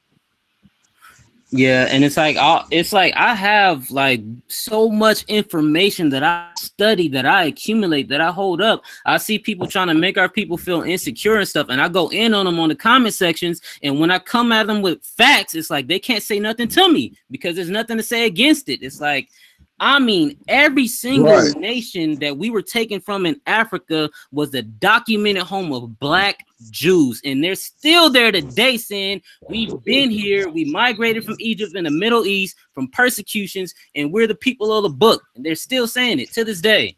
Oh yeah, you'll get this is the ones that get on my nerve. Okay, we were native here, we ain't from Africa. Oh my God. Actually it's both. We were here in the land, and some people were also brought over. It's both. And now they act like, these folks act like it got to be one or the other, which is ridiculous. I mean, I did hear stories about that. I think you posted a video on one of the African kings of Mali, and Mali was where our people were living for a lot of the time too. It was a kingdom. Yeah, it was a kingdom called Lam that was a documented home of Negro Jews. I mean, like, this is just history. It's like I can post up all the links, everything to these books, and it's like they're saying that they wanted to take a voyage across the ocean, one of the kings. And so they theorized that, yeah, maybe he did land in America with, our people, with those people. Oh yeah, yeah. Look, we've been here. Okay, we were the first ones on the planet, so quite naturally, we have already circumnavigated the entire globe. So yes, we would be everywhere. But in the same token, they still brought people over here. Yeah. And it's almost like people can't comprehend that both of those things happen. It's not Hey, Lisa, one or the other. What if Africa wasn't even a continent on Earth? What if Africa was an actual planet and we came from it? None can deliver. See, I can get deep with that one. Africa is a planet. I got a verse for you. It's got to be one way. I just don't. When I talk to people like that, now I just avoid them when they put all that stuff in the comment section. You were already here. Now let's move on. Hey, brother, I got a verse for you, man, because you're talking about the lions and stuff like that. I got a nice little verse for you. Here we go. It goes, this is Micah 5:8.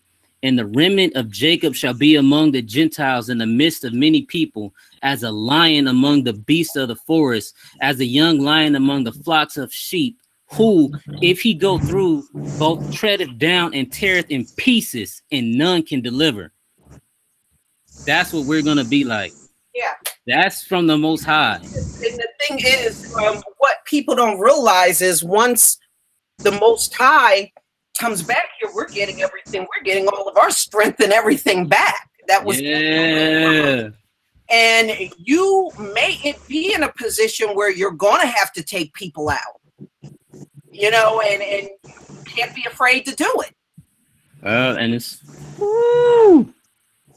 It's gonna be amazing. It's gonna come down to that.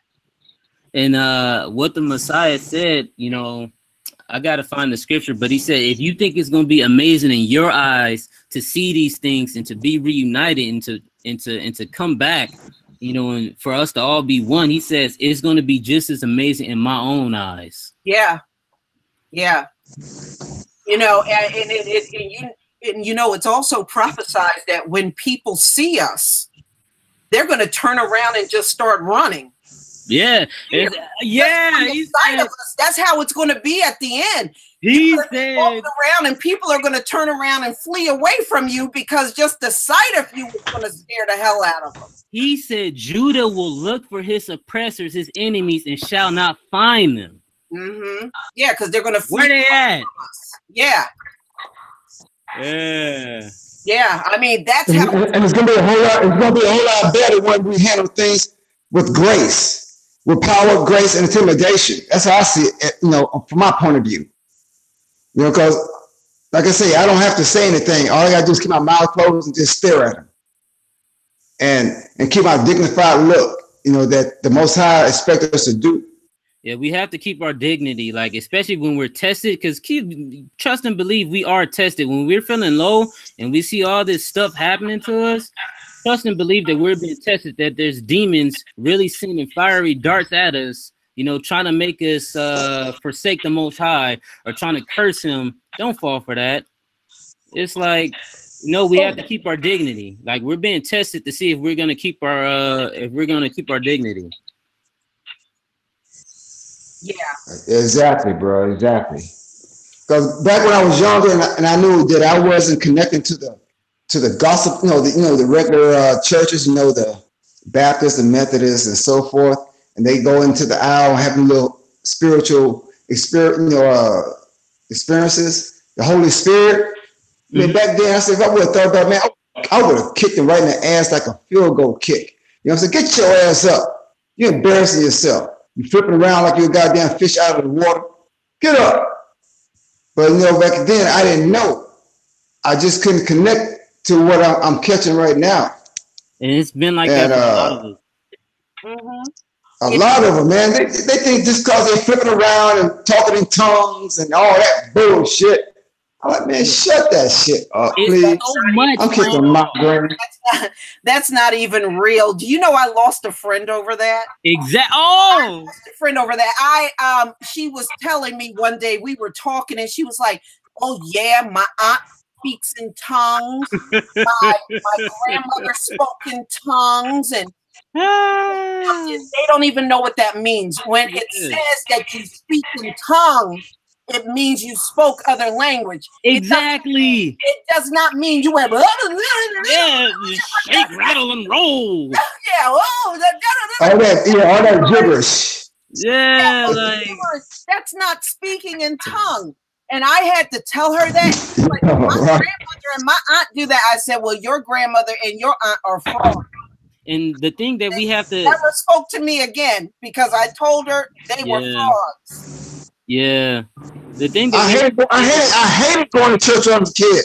When I was conscious, when I walk, no kids, when I was aware from, I guess, 5 years old till I was 18-year-old when I graduated from high school, I hated going to church. I really did. I said, man, when is this goddamn preacher gonna stop babbling this bullshit so I get out there, go out to the playground and something like that? Yeah. So it took another 20 years for me to come into the actual truth of the Bible, and I'm so damn happy about it. I am, even though I'm alone. Me too, man. Happy about it. We all in this it's together. Going to be a lonely walk, and it really is. It is. Yeah. But we knew this was going to happen. Remember, the remnant. This is how it's going to be for the remnant until we're gathered. Yeah.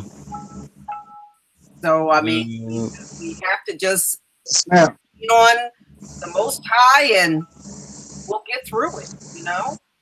Yeah. Yeah. Because I'm so glad that I came across Lisa Cabrera's channel. I mean, I'm talking like maybe like what was it? How long you been on? How long you been doing this, Sister Lisa? About like maybe a year or two. I'm just past a year.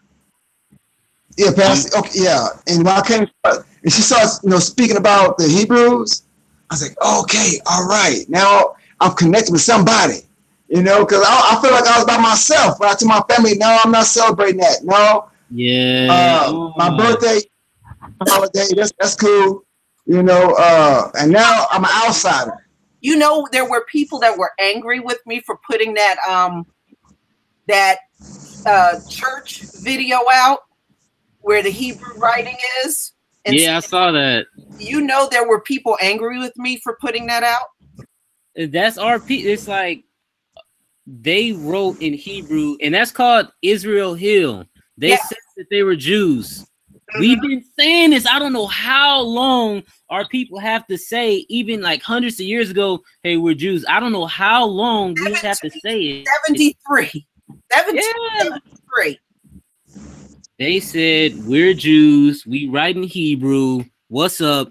And people just look at them like fish out of water. Yeah, they'll say, we ain't Hebrews. Where's your proof? Yeah. And it's like, and then when I produce it, they get angry. They get mad at me. And we have so much. It's like we just don't have the right kind of proof that they're looking for. What they're looking for is for the people who took us to admit and say, yeah, we took the Jews. You know, but they're not ever going to want us to dig up a dead body, and the dead body tells them. I don't know. I mean, like they did. In my eyes, they did dig up the dead bodies. Like what I was saying earlier, when I was saying that, you know, our ancestors' DNA was E1B1, they actually digged up bodies like around Jericho. And those bodies, you know, they're our parents. They're literally our parents. It's like, obviously, we didn't just originate, or if we did originate in Africa, then our people lived for a long time inside the Middle East and Israel before having to be all kicked out, you know? Mm-hmm. Honey, our DNA hey brother, to this globe. I'm sorry. My apologies. My apologies. I was wondering who's that brother that just spoke right now. You don't have a, you know, all I see is a blue. Oh yeah, that's me, Sonny. Okay, brother. I'm gonna subscribe to you, brother. Sure. The thing is, like, I gave my family a simple elementary example of the Bible, like the dietary, which is in yeah. How I say, I don't eat no more pork, no more hard shell food, nothing like that, no crawfish balls, lobsters. They think I'm crazy. I said, man, don't you understand that you gotta have something here on this earth to clean up the earth? And what you do when you're eating it? Now, if you're gonna be a Bible carrier, or God-fearer, or whatever you want to call yourself, actually read that damn Bible. And it's gonna tell us what the hell we're supposed to eat and what we're not supposed to eat. And I'm so look at my weight. Give me one more second, brother. I said, y'all the ones that's taking goddamn medication for your high blood pressure, your diabetes, all that shit. But look at me, age. Once I cut all that shit loose, I was borderline high blood pressure and diabetic. But when I got to the truth, I said, Mr. Tab, you're good to go, sir. You know? Yeah, everything that we're told to do is for our own benefit.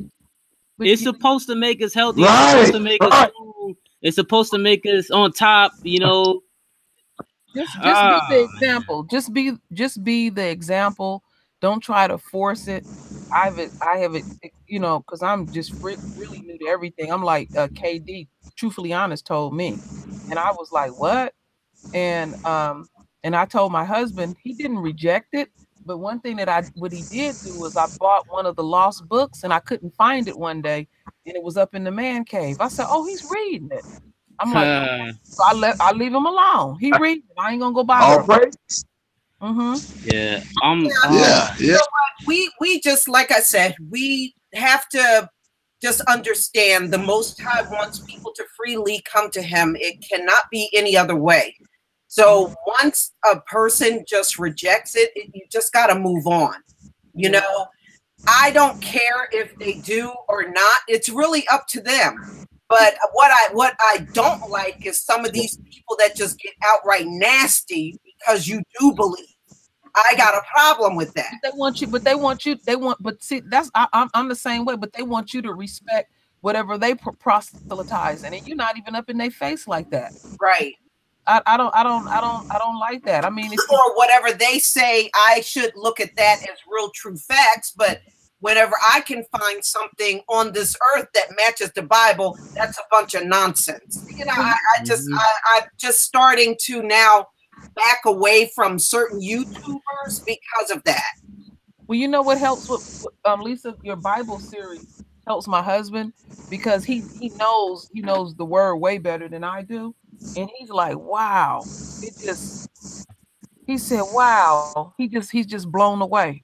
When he's seen like the chariots under the water and everything, that really did something to him. He said nobody never did that. He said you can't deny it. Hey, you can't deny it. It's the truth. Deny it. The Bible tells the whole truth.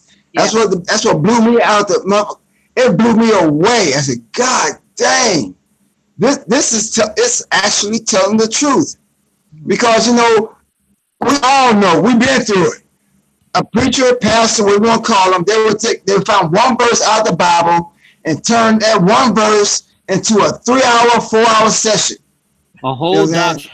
And you walk out there and say, I'm not feeling nothing. I didn't feel anything, but some hallelujah, yes, Jesus, some spiritual seizures and all that kind of shit. Feel good. You know, but yeah, it's a weekly concert. That's really all. You know what? I was like y'all. I seen that stuff. Even though I wasn't raised in the church, but we would go off and on, and I seen people bucking and talking in tongue and stuff, and it frightened me. And I even knew that ain't real. That's some that it didn't. That's just extra. It didn't feel right, and I don't like that type of stuff. Well, I don't go to no. Like I said, Queen, speaking in tongues mean you just speak in other languages. It has nothing to do with that crap they are doing up in the Christian church. That stuff they are doing, that is satanic. And it's just speaking of tongues, and those speaking of tongues in church is that bullshit. Right, and those people that do that in church are your attention seekers. Yeah, that's all they are. All you and the like the Bible says, people like that, they have their reward. You know, who try to be pious or look pious for like attention seeking and stuff like that. He says they have their reward. Like they're gonna get tapped for that. It just doesn't feel right. Oh, hey brother, family, one more thing. One more thing that I try to tell them. In the Bible, it says there are 12 gates, not one gate. Yeah. You know, that's one. I said that's one thing you need to get right. Not everybody can go through one gate. No, there's 12 of them. Read the Bible. Yes. Yes, sir. Yes, sir. Yeah, there's 12 tribes and there'll be 12 gates. That's correct. I have a verse for y'all, because we were talking about, how, the Bible is the truth and stuff like that. Okay, so this is John 16, where the Messiah is talking to his disciples. He says, these things I have spoken unto you, that you should not be offended. They shall put you out of the synagogues. Yeah, the time cometh that whosoever killeth you will think that he does God a service. And these things will they do unto you, because they have not known the Father nor me. But these things I have told you, that when the time shall come, ye may remember that I told you of them. And these things I said not unto you at the beginning, because I was with you at that time. So I did research on this, and it's so amazing. People just don't look at history. It's like if you look at the first century, the second century, the third century, what the Christians, these white people, were doing to our people is everything that the Messiah said they were going to do. Yeah. They put them out of the synagogues. They killed them. The hatred that they had for us was incredible. And for the Messiah to say that they have not known the Father or me means that they never came under covenant with him. Right. If they're not under covenant, they're not following the law, statutes, and commandments. They don't know him. They're not associated with him. No, and what they do pray to is a demon. It's not the Most High. Wow. Yeah. Yes, ma'am. Yes, ma'am. All right, y'all. Sister Lisa. Yeah. Sister, can you like schedule live streams like this? To talk about how the Bible relates to us. Oh shit! You can do that. That would actually, I would love that. Yeah. Oh, I thought disconnected because my phone, well, anyway, I'm glad you can hear me. Yeah. Hold this type of classes because I'm so damn confused that I don't know who to join, what kind of camp to join. No, but I know I need to do something. No, brother, don't join any camp. We're not supposed to be in camps. No, you're not supposed to be you're in good. camps. You're good. No, don't join any camp. Yeah, bro. There's a lot of hanky panky going down inside the camps, man, that you don't need to be involved in. It's like I just got done, going at it with a few different videos from camps because they're just lying to people. Yeah. It's like they say things and they leave out scriptures, and then I would bring out the rest of the scriptures and say what are y'all talking about? Y'all got to stop lying, because if y'all don't, y'all gonna be responsible at the end for misleading people. Okay. All right, y'all. We're gonna wrap this up. We'll definitely do another live stream soon. All right. Thank you, Lisa. All right, y'all. I appreciate it. Yeah. All right, y'all. You take care. Thank you to everybody that came on the panel, and thank you to everybody that came in the chat. And those of you that thank you too. Contributed in super chat, thank you. It's a pleasure to be here. Oh yeah, pleasure having you. Yeah. Everybody, enjoy your. I gotta get. I'm sorry. Go ahead, Miss Lisa. I'm sorry. No, I said apologies. everybody enjoy your night. You too. Oh, likewise, sister. Everybody be safe. Much love. Likewise to everybody.